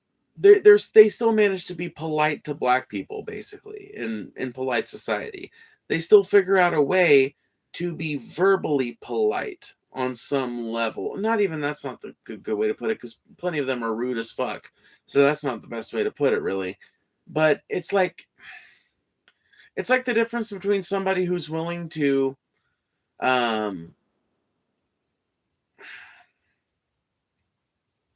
damn, maybe the fucking, maybe some of the righties are right on this being kind of a vague distinction, because come to think of it, this is kind of a hard thing to define. Because I want to say that the difference between an alt-right person and a far-right person is that one would make fun of the death of Rob Reiner, but I just remembered the president did that, so how can you call him alt-right, Uh, you certainly can't call the United States president alt-right, because if he represented an alternative tendency, well, then him representing it means it's no longer alternative. So I don't know, man. Maybe there is no significant or meaningful difference between alt-right and far-right.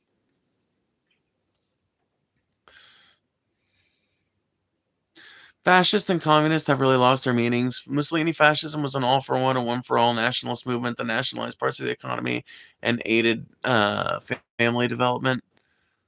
It was also a merger of corporate and state power and a whole bunch of other things that are kind of, important to mention. But yeah, I agree with you there. Fascism and communism do not have their original meanings. I mean, Mussolini's fascism was different from the type of fascism that Hitler wanted to exemplify, which was different from the type of fascism that Japan wanted to exemplify. Thank you, RAS077, for that. I appreciate it. $4.99. I appreciate that so much. Thank you. I disagree with almost everything you say, but I respect you for being willing to put yourself out there and share your opinions. Well, I appreciate you appreciating me for that. That's very metropolitan of you, if you'll allow me. And I think that it indicates an open-mindedness on your part that I think is pretty respectable. So good on you, friend. I disagree with plenty of people too, but I find interesting conversations are always worth having. I don't like to throw the word fascist around lightly, though. I don't throw it around lightly. I throw it around where I think it fits. And I think that there is a growing fascist movement in the United States that needs to be called out for what it is. I know that's going to get tiring eventually, and so maybe we do need to be more judicious about when we call it out and when we use that language specifically. Maybe there's an argument there, you know? Is there a left-wing ideology that becomes toxic at some point? I am not tolerant. I am selectively mute. Nice, Rick. I love that. Is there a left-wing ideology that becomes toxic at some point? Yeah, social justice. Yes. What tomato person just called woke. What he's actually talking about is social justice. Okay?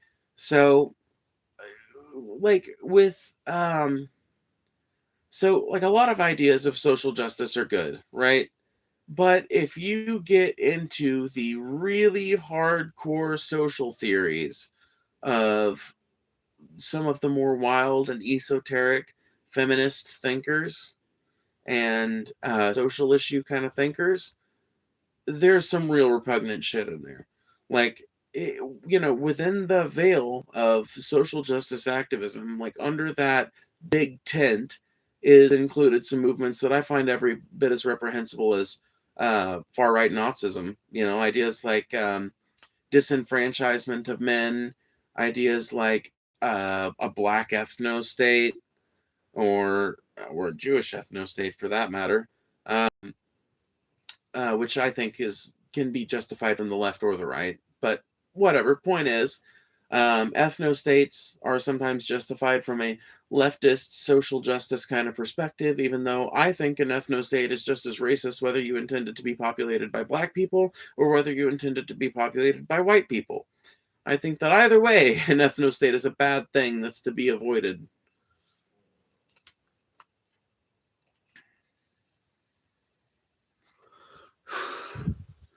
Ooh, my favorite toxic social justice idea that exists on the fringes but is out there and believed by some tiny fragment of people is that all penis and vagina sex is rape in the current culture. Which is just a wild fucking take, but did come out of the mouths of people like Valerie Solanas and I can't remember the name of the lesbian philosopher back in the day. I can't remember. Some femcel lady back in the 60s.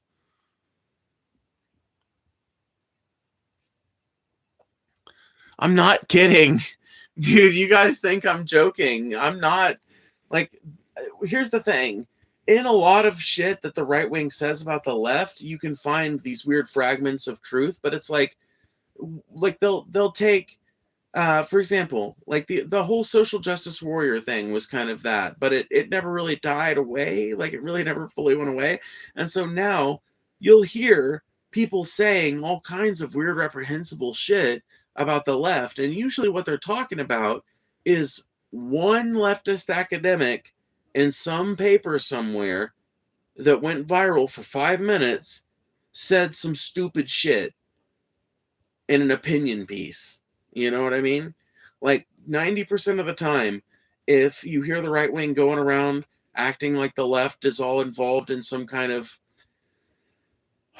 whatever stupid shit that they're selling this day, I don't know. But normally that shit is the result of some kind of academic paper that has escaped academia and leapt into the wild with no context and no explanation.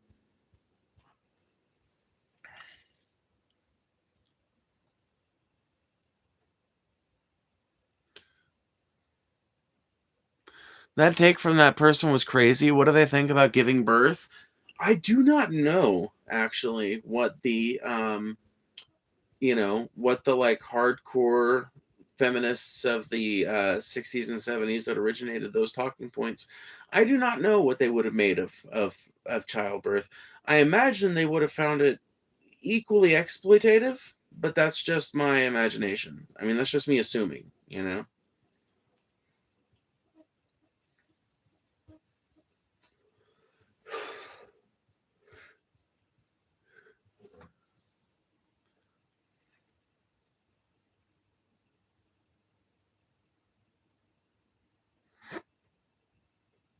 Giving birth is disgusting. I mean, visually it's hideous. I have watched a human being give birth before. I was in the room when it happened. Yes, giving birth is one of the most disgusting things you can see happen. I mean, it's beautiful. You love to see it from a certain standpoint, but you also kind of like hate to see it. What do you think about propaganda on the news? I think people should be more aware of it. I think a lot of people are programmed to think that propaganda is just that really cool line art that came out of the Soviet Union and Nazi Germany back in the 1930s and 40s. But that's not That's not what propaganda is. I mean, yes, that was propaganda, but that's not people, and even American school books will kind of make it seem like propaganda just ended sometime roughly in the 1950s, and it's like, no, not at all. Propaganda is a constant fucking thing. For proof of that, just look at the way certain media institutions are handling this Venezuela thing. Look at the spin they're giving it. They're saying, you know, they're not even like they're omitting so much. So they'll talk about this incident with Venezuela and they'll say, the Venezuelan dictator has been accused of trafficking drugs and this, that, and the other thing. And they might bring up the oil thing in a question or two, but they are pretty much just going along with the state line on this, which is, in my opinion, a form of propaganda. That is the United States State Department calling up a news agency and saying, "Hey, we want you to cover this in a specific way. Like, we know you guys are going to want to be kind of critical because like that's going to drive ratings and that's going to be good and all that. But we want you guys to be at least this conciliatory or whatever." And that is direct intervention in our media. And I think that kind of intervention is what I said, but interference, I think, is a real problem. And I think that there's a lot of it that happens in our media. I think that was a very good example of it. I mean, there's probably more examples that we could come up with and talk about if we wanted to. But yeah. I watch some news on the right and some on the left. Me too. Me too. Honestly, I just watch news for the weather. If I do watch the news, I look at the weather app for the weather. Someone will get into power more willing to make a deal with the U.S. on oil, and that will be that. That's all this ever was. Whoever that is a puppet, so keep an eye out. X pushes a lot of political rhetoric. I have to take breaks. I don't blame you a bit. I mean, YouTube pushes a lot of political shit, That's why you found me today. But, yeah, we are 100% there to establish mineral rights and establish oil rights. And once those things are established, man, we ain't leaving. We ain't going nowhere. Once those things are established, we are going to stay there as long as it takes for the people to get pissed at us and for American corporations to get sick of footing the bill for repairing and upkeeping Venezuela's infrastructure. Once that happens, it won't be long. It'll take as long as it takes for it to become an inconvenience for Americans' corporate structure, and it'll be over with. I love Michael Knowles. If you're more left-leaning, you should watch him sometime to know both sides. Oh, man. I really don't like Michael Knowles, man. Honestly, I kind of hate that Charlie died, because of all the right-wing dudes spewing right-wing garbage, Charlie was the only believable straight man out of all of them. And he was the only one that I didn't feel like was putting on airs. Like, he might have been doing some buy shit, like a lot of fucking Republicans do, but like he had a wife and kids and seemed genuinely interested in them, like genuinely fascinated by them. And like he would like get excited and sultry sometimes when he was talking to some of these like really pretty college girls and shit. So, like he was one of the few conservative dudes that doesn't feel like he's putting up like a complete front. Whereas Michael Knowles, I just watch him and I'm like, you're a fucking gay man. Stop it. Stop this shit. Fucking shave that beard off and throw that banjo away. Well, don't throw it away because it was a gift from his wife. But put that thing up. Ain't nobody believe you play that thing. You ain't never picked that banjo in your life.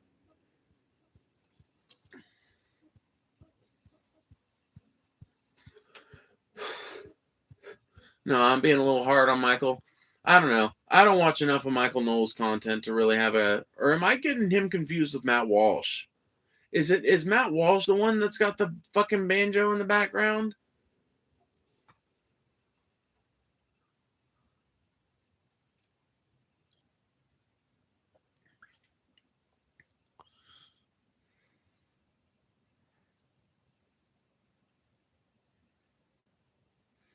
Banjo is Michael? Oh, okay. It is Michael Knowles. It is Michael Knowles. Okay.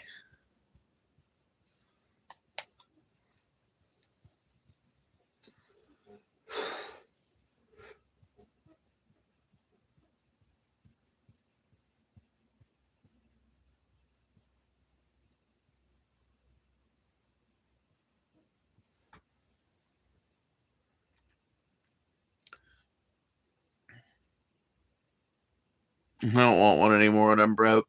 I'm just tired, man. At this point, I'm just tired. The beard is Matt Walsh. Dude, that's funny. That is hilarious. I'm getting two conservative commentators mixed up in my head. Dude, I'm combining them into one person. Michael Walsh. Matt Knowles.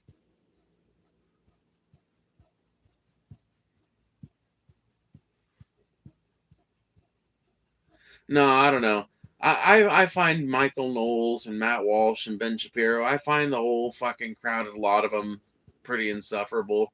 At this point, I don't know who I'm going to go to on the right wing for my like dose of right wing news to see what they're talking about. Because I'm on the left.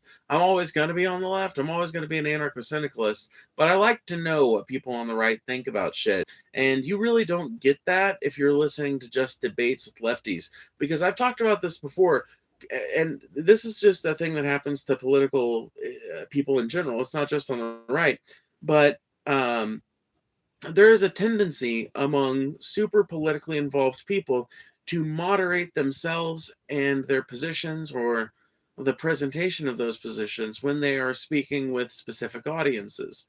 And you'll see a lot of different people do this, but I think conservatives do it all the time. Like, you really can see them doing it a lot. If you really want to know what a conservative thinks, you can't listen to them on the debate stage. You can't listen to them when they're talking to some lefty. You got to listen to them when they think they're going to be heard by a mostly conservative audience.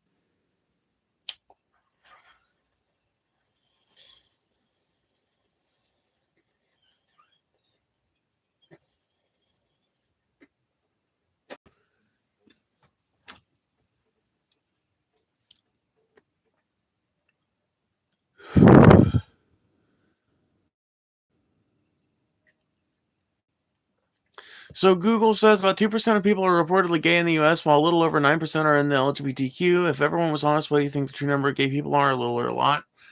I think if you could get people to be completely fucking honest, I think you would probably see a number around 20%. I really don't think it's that many people. I mean, well, I don't know, man. I think it might be more like 40%, to be honest with you. The more I think about it, because I have known so many fucking people who, like, I've just known and heard about and experienced, etc., etc., so many people whose sexuality depends on who they are around and what context it is. You know, like, I've given head to more straight men than bisexual or gay men. Let me just put it that way. And this was before I came out as trans. At least some of it was.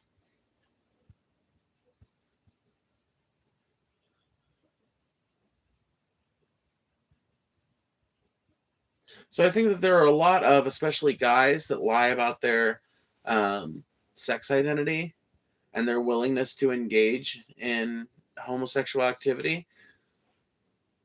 I think the true rate of bisexuality among men is probably way higher, but I've got no way of proving that.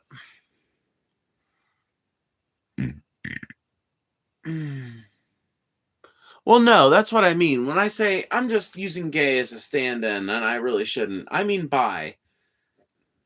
I mean bi. I would be willing to believe. I think that most people are, maybe not most, but I would say a lot of people are bi on some level.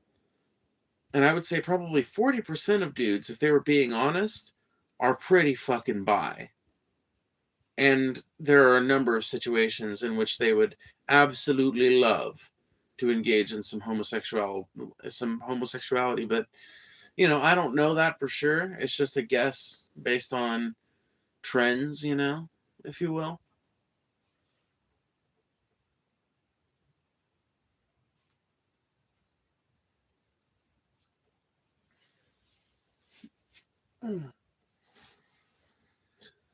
Oh.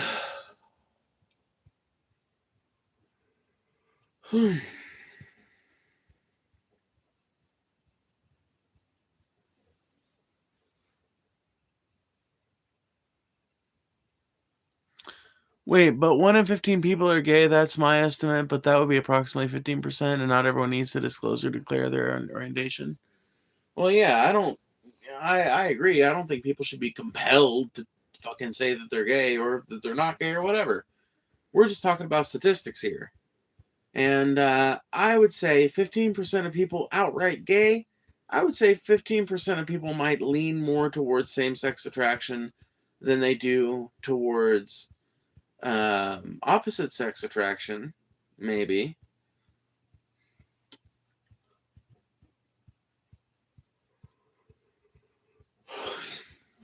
But I think a lot of this human sexuality should exist on a spectrum. And a lot of our language doesn't accommodate well for it.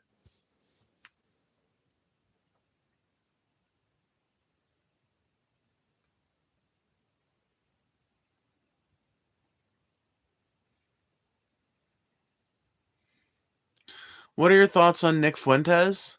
I don't watch enough Nick Fuentes content to really know much about him. I know I would disagree with him a ton on a lot of stuff. You know, I know that I would have a lot to say about his positions when it comes to black people and shit like that. But I kind of look at Nick Fuentes as like, he's a Nazi that everybody knows about now, and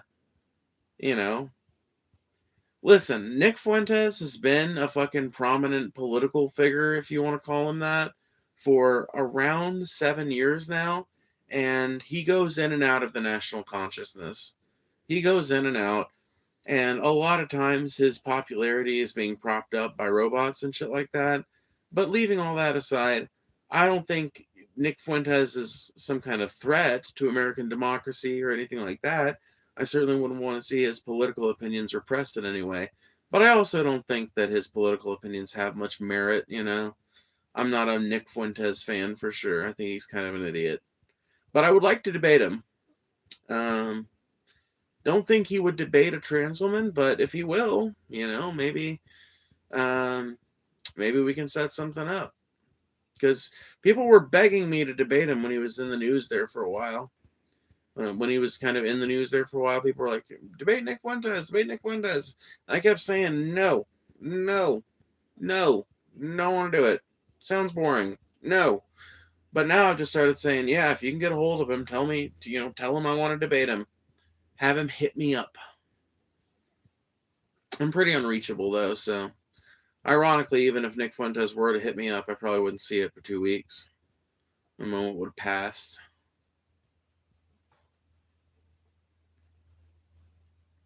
We got someone in Venezuela in the chat. What? I'm in Venezuela right now. Everyone is happy, bro. Yeah, you guys are happy right now because you get to say fuck Maduro for the first time in 15 years. Don't worry, kid. You're happy now, and I understand. I'm an American, man. We make happiness. We make happiness and sell it to the rest of the world. We manufacture happiness here in our factories. So trust me, I know it. Okay? I know it. And I understand why you're feeling it right now. We tend to sprinkle a dose of that shit over a people immediately after we conquer them. But once we start extracting your resources and that manufactured magic starts to slip away into the dark blue yonder, you'll start to realize just what a raw deal you've gotten from the American government. But by then, of course, it'll be far too late. We will have gotten your resources and we will have secured your oil fields. We will have garnered the loyalty of your military and ensured that your leaders are good little puppets to our imperialist desires for that region. And once all that is done, we will stay there, maintaining hegemony, maintaining resource extraction, until you guys finally get so pissed off at us that you manage to do enough damage to the oil derricks and enough damage to the mines that they finally withdraw. And by that time, my fellow countrymen, well, except for people like me, members of the revolutionary left, but people that are not that will be calling you guys ungrateful and saying you're horrible, and they'll be saying all kinds of trash. And meanwhile, people like me over here on the revolutionary left will be ready to welcome you with open arms as the refugees that you guys will undoubtedly be to so many different countries as whatever the next fascist regime that gets put in comes to power. This is the story of American colonial attempts in the 20th and 21st century. This is the story of how we destroy your country. I have watched it play out multiple times in my lifetime, and am not surprised by any of the steps as they play out. I can see them coming for what they are. I'm an American. I know how my country works. You are a Venezuelan who's been living under the pall of a dictatorial regime for so long that you have forgotten what real freedom smells like. And so you are mistaking the smell of American gasoline and Axe body spray for the smell of freedom. This is not the smell of freedom. This is the smell of oppression. This is the smell of death squads. But you will not know that yet. Go and experience your jubilation. Trust me, you're going to need it.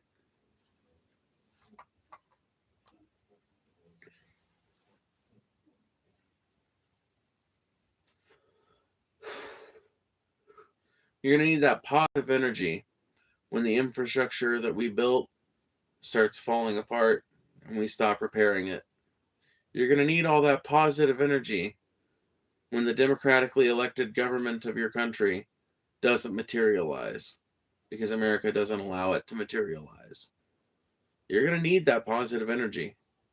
So go on in jubilation.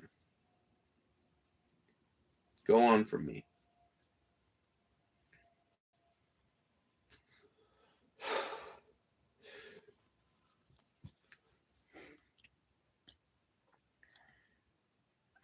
What are your thoughts on Black Lives Matter? I think it's really stupid because the system is screwing people over exactly the same.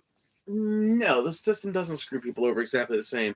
If you get pulled over when you're a black person, you're more than twice as likely to be subject to a search, an illegal search and seizure. If you are black, you are, I think, what is it, like 4 times as likely to get pulled over just in general than, a given white person would be. There are still redlining policies in some lending institutions that prevent black people effectively from being able to get loans in certain areas because there's just, down low, kind of low key redlining still going on to this day. There are ways in which, and that's not even to mention the thing that Black Lives Matter was originally formed around, honestly, which is the main form of discrimination that black people in America still face, which is police discrimination. Black people are treated like garbage by American police. Now, granted, everybody is treated like garbage by American police, but American police are allowed to target way more black people than is proportionate, right?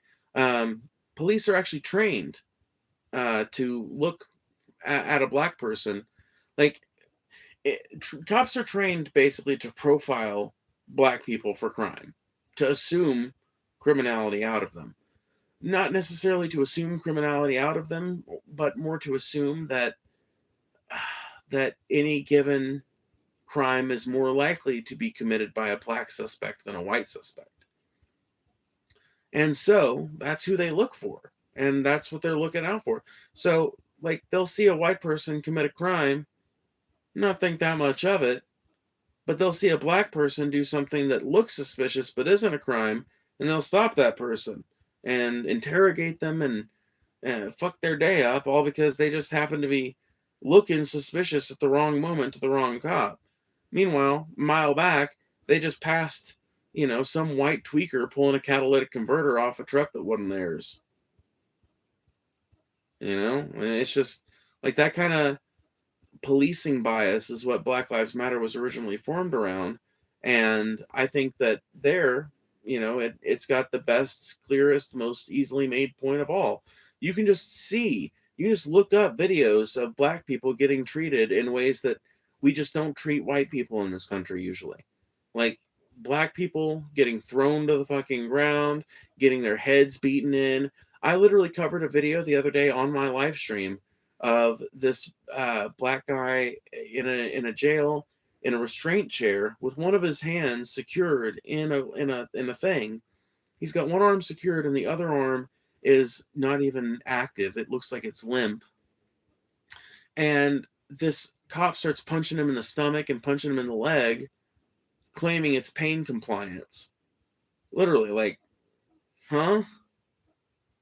Like, I have just witnessed. I worked in a prison for a while.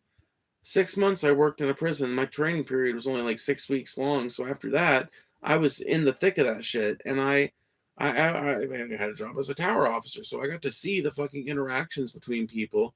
And for the most part, I got to hear a lot of them. And the type of just baseline denial of humanity that is allowed when you're talking about a black person versus a white person is absurd and insane. And it's most clear and present when you're talking about the police and corrections. So I think in that way, Black Lives Matter is a movement that entirely needs to exist, that deserves its existence, etc. You're good at talking, you could go in politics or media. I'm already in media. I'm already in media. I do a YouTube show. This is my YouTube show, you know? I'm expanding at this time, but still.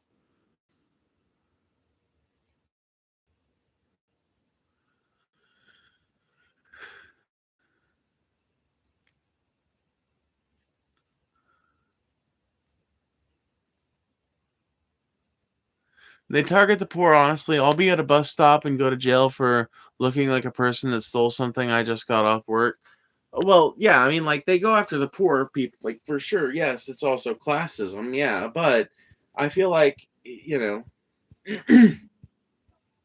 I mean, the over policing statistics have been like they've done studies on this, you know, like they've done studies on the amount of policing that is done in poor neighborhoods versus affluent neighborhoods, the amount of police work that's done in these neighborhoods, the relationship that the police tend to have with the people that live in these neighborhoods.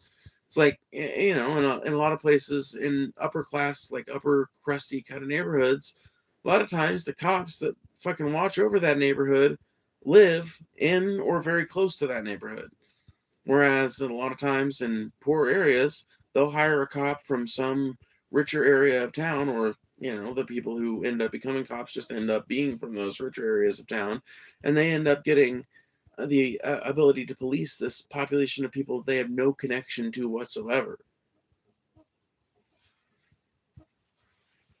That's why I think that police should exclusively be recruited from the fucking communities in which they operate, but that's a hard one to enforce.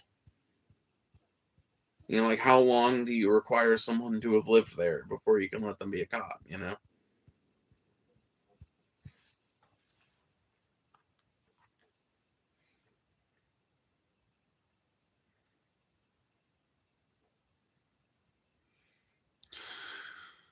I'm on the east side of Columbus. I'm on the east side of Columbus. They get out guns drawn on black kids that stole bikes and shot one. It's horrific. So yeah, like that's the type of shit I'm talking about. Like, that type of shit would never happen to a white kid.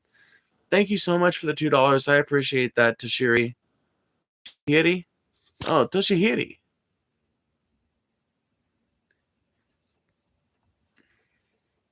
Ben Jacobs.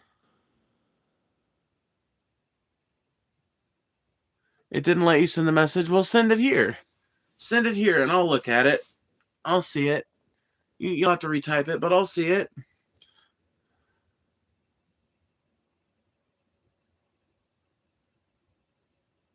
Peeps was arguing with a goddamn child again. So often.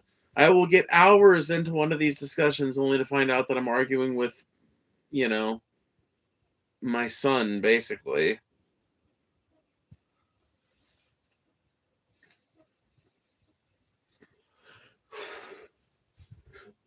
It's like, sorry, Goo Goo Gaga is not a good argument, you know? I wouldn't let my baby do it. I can't let you do it.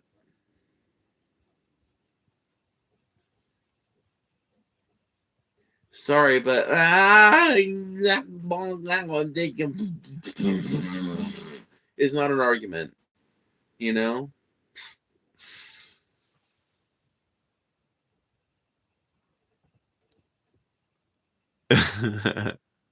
What's your opinion on nuclear energy as an alternative to paying off the oil barons?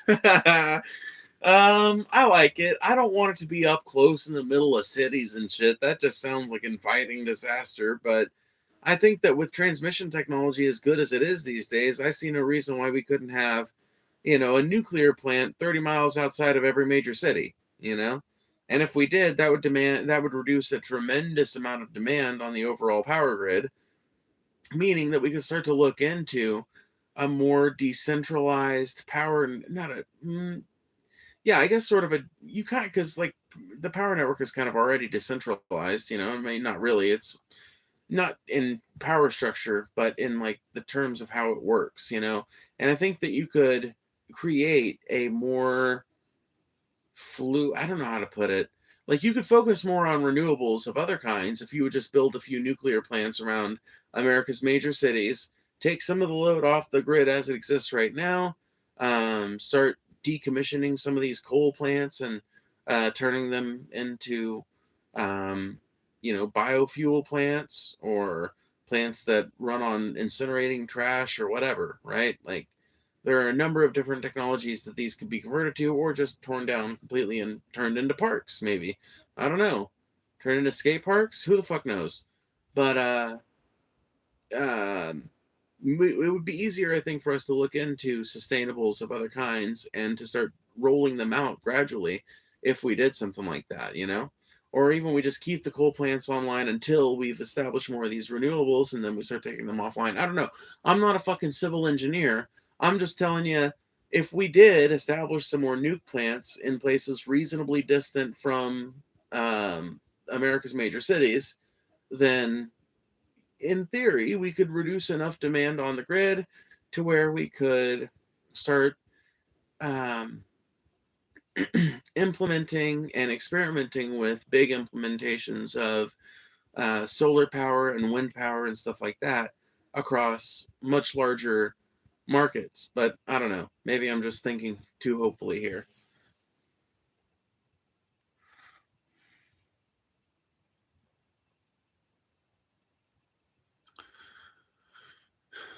Yeah, but those are all ran on coal to keep them running. Yeah, but they use way less coal than fucking like a regular plant does. It's still like those bioenergy plants, as far as I know, they're still, a net benefit for the planet, as far as I know. But maybe I'm wrong about that. Maybe I'm wrong about that. I guess it depends on the type of I guess it just really depends, right? I mean, really, what we need to be looking for are ways to generate energy that don't endlessly pollute. That's what we need to be looking for.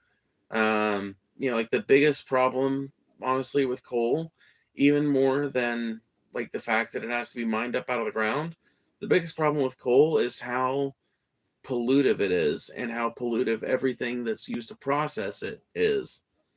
So we really need to be looking for options that are not that and things like it. One of the problems we have in America right now, one of the biggest problems we have is like we have no united vision. We've got no vision as a country. We've got no united idea as to how we need to go or how things should work. Even though some white person will always go out of their way to say that rice and beans are poverty food, we can eat that too. True. Still, though, even solar is always running coal. No, that's not true. Like, are you saying like at an individual? Because like you can get like a solar panel and just plug it up and have it work. Like there are people that have whole house solar and they have batteries and it's fine. So I don't know. Like, are you just saying that there is no, power grid on Earth that has managed to completely turn off all of its coal plants? Because if that's your point, then I don't disagree with you. But the reason for that has less to do with like us just not having the technology to escape from coal and more to do with us not really trusting ourselves to run it any other way.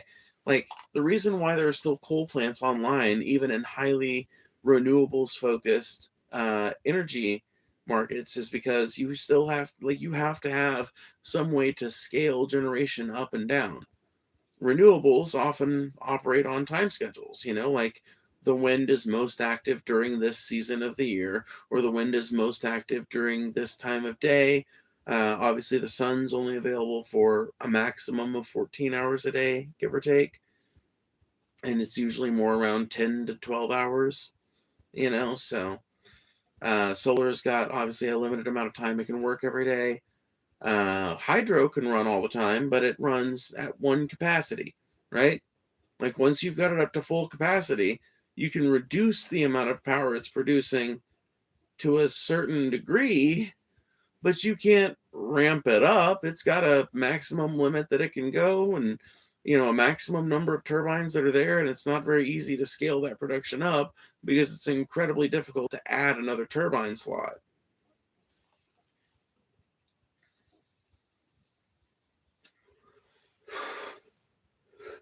So hydropower is not as easily scaled and scalable as coal power is. And I think that, and if you listen to civil engineers, that is the main reason why coal holds on as a generation method, is because you have to have some ability to keep the grid going. Like, if you lose a wind turbine all of a sudden, or you lose a whole field of wind turbines because the transformer blows up or some shit like that, you need to have some way to bring more generation potential online. And if you don't, bad things will start to happen very quickly, and coal plants allow you to do that. Coal plants can be fired up and fired down relatively quickly. But there are all kinds of technologies for figuring out our way around this. One of my favorite is the idea of giant giant flywheel houses. Okay? Ireland's got one of these, maybe it's got a couple of these, but they are basically like flywheels as tall as like a 10-story building.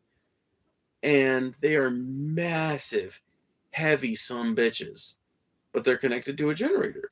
And, that generator also serves as a motor.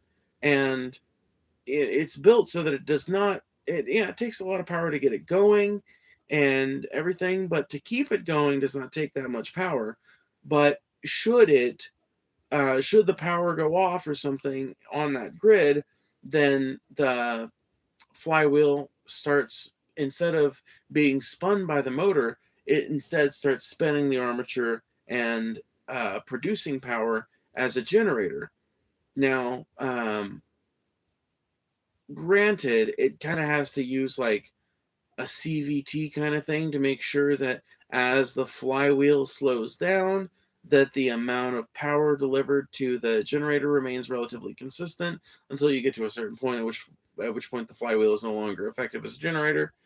But it is able to store enough energy to keep things running, at least to provide its rated level of power for like 2 or 3 days or something like that, just on the energy of the spinning flywheel that would continue to spin for that long if the power was lost.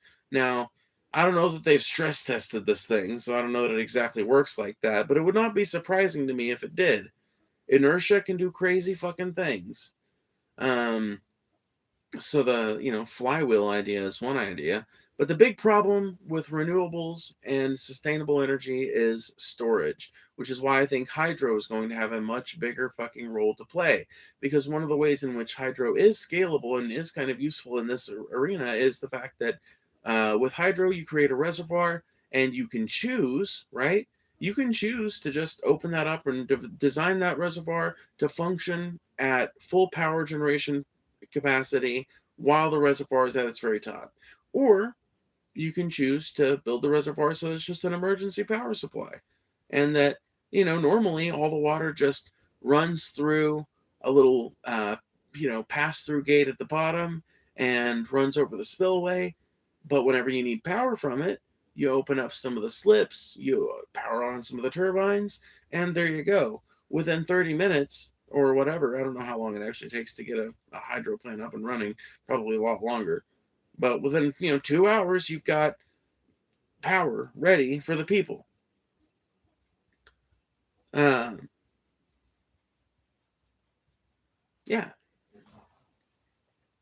Hydro is effective. You just need a lot of fresh water, and it's rare. Your intelligence is refreshing. Well, thank you. Hydroelectric power works the same way with fossil fuels. I don't know about that. Question: we get oil from Venezuela. The rest of the U.S. gas prices come down. The West decides no oil from our gas prices not only stay the same, it goes up. Do we keep up the good fight or accept it?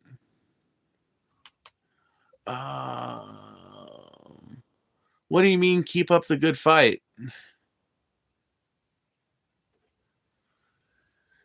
What do you mean keep up the good fight?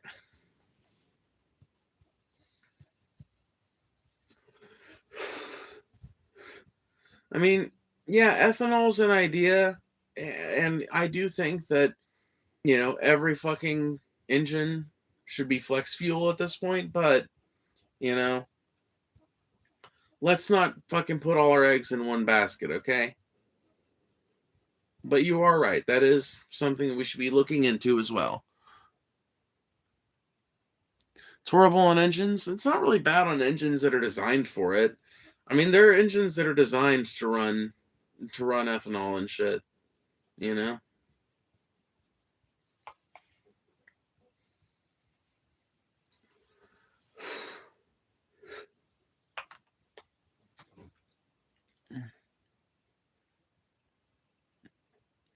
The prices of derivative products are not defined by the price, but by the refining of the oil itself.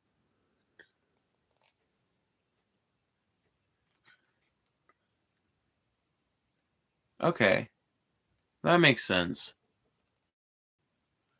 Not accepting oil from Venezuela's protest? Oh!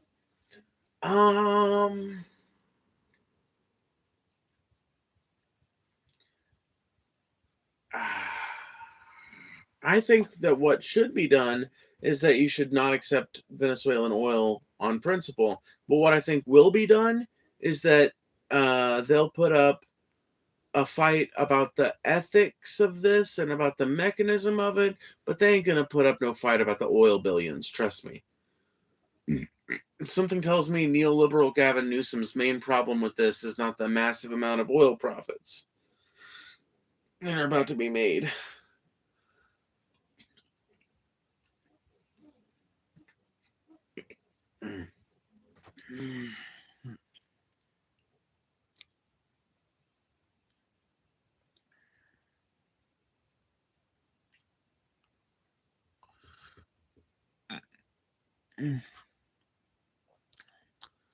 You can also start producing corn oil and use the remaining mash for ethanol.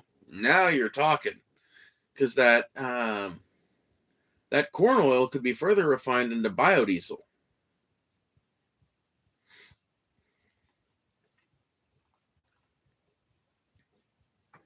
And my understanding is that biodiesel is a way better alt fuel than ethanol.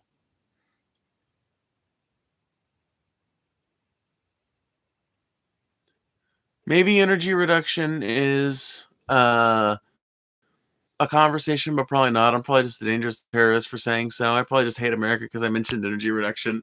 Probably. No, I think energy reduction is a discussion. It's just most people don't got that much corn, though.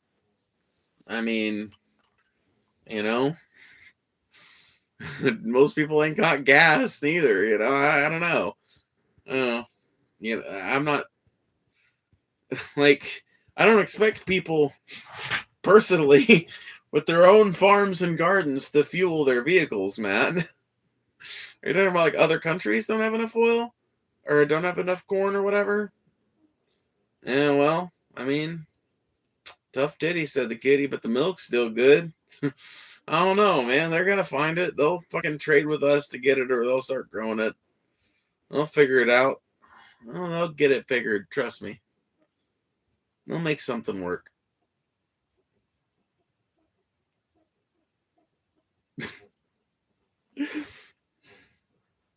Phoebe 2026. They'll make something work.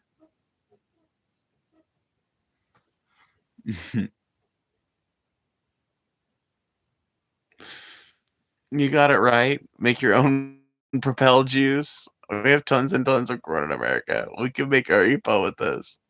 Oh, that's funny. Yeah, corn, man. Corn. We're going to fuel all our cars with corn in protest of our government illegally invading your country. Anyway, you guys, I'm really tired. I'm fucking ready to go to bed. I'm probably going to get off here in a minute. Is global warming really dangerous? I'm in Canada. It will get warmer, not all that bad. Oh, trust me, it is. TV Frank, energy reduction is a good idea, especially when it comes to databases and AI. Pretty much the only reason for it to exist is the internet, phones, refrigeration, and heating. Yeah, so, all the things that basically make modern life worth living in the minds of modern human beings, I mean, it's just funny to think about, right? Like, we talk about this, but are any of us really willing to sacrifice these core luxuries that we've come to associate with modern life? I don't know that any of us are. I don't know that there's that many of us that are prepared to live without AC. Certainly not many people in the South, and increasingly less numbers of people elsewhere.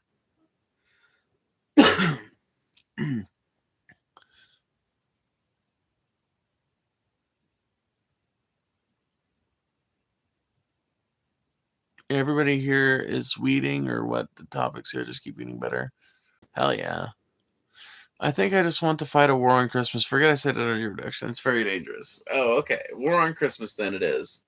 We'll get that war on Christmas started as soon as we can.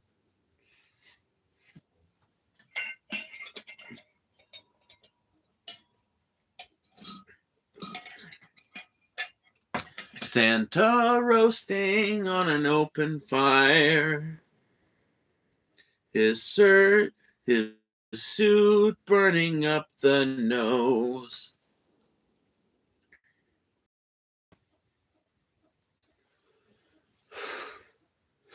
Saint Nick roasting on an open fire.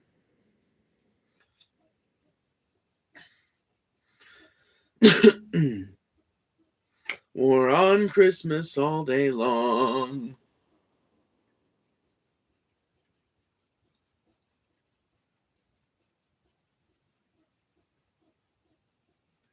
Just nuns roasting on an open fire.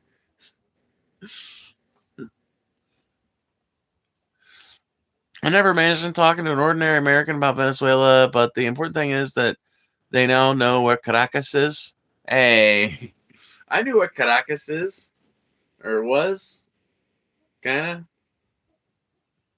No, who am I kidding? I had no idea where that shit was.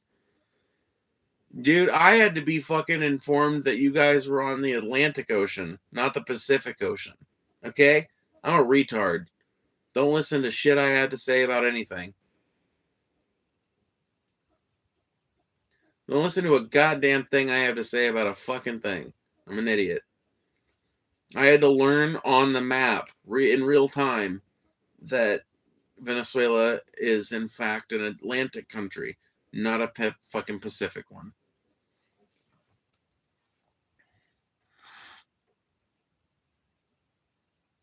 You're lucky I know where Venezuela is. Yeah, I know, right? Imagine if boredom didn't fuel an existential crisis. Sounds wild. That does. To be frank, we probably pay more in taxes for our subsidies on water, electricity for data centers than we do on ourselves. Oh, 100%, dude. Yeah, 100%. And I agree with you in principle. I just wish I knew a way that we could achieve this practically. I just don't think there is anyway. I think it's a non-starter of a conversation. The Venezuelans. Alrighty, well, I'm going to go ahead and go. Thank you guys for hanging out. Make sure you hit the like button. Make sure you subscribe and all that shit. Thank you guys for fucking hanging out. Thank you guys for the super chats, for the donations, everything else. Didn't get any Cash App donations. That's fine. We can, we'll live. We'll get weed eventually. Anyway, I will see you guys around. I will talk to you guys later, and I hope you guys have a great night. Thank you guys for hanging out.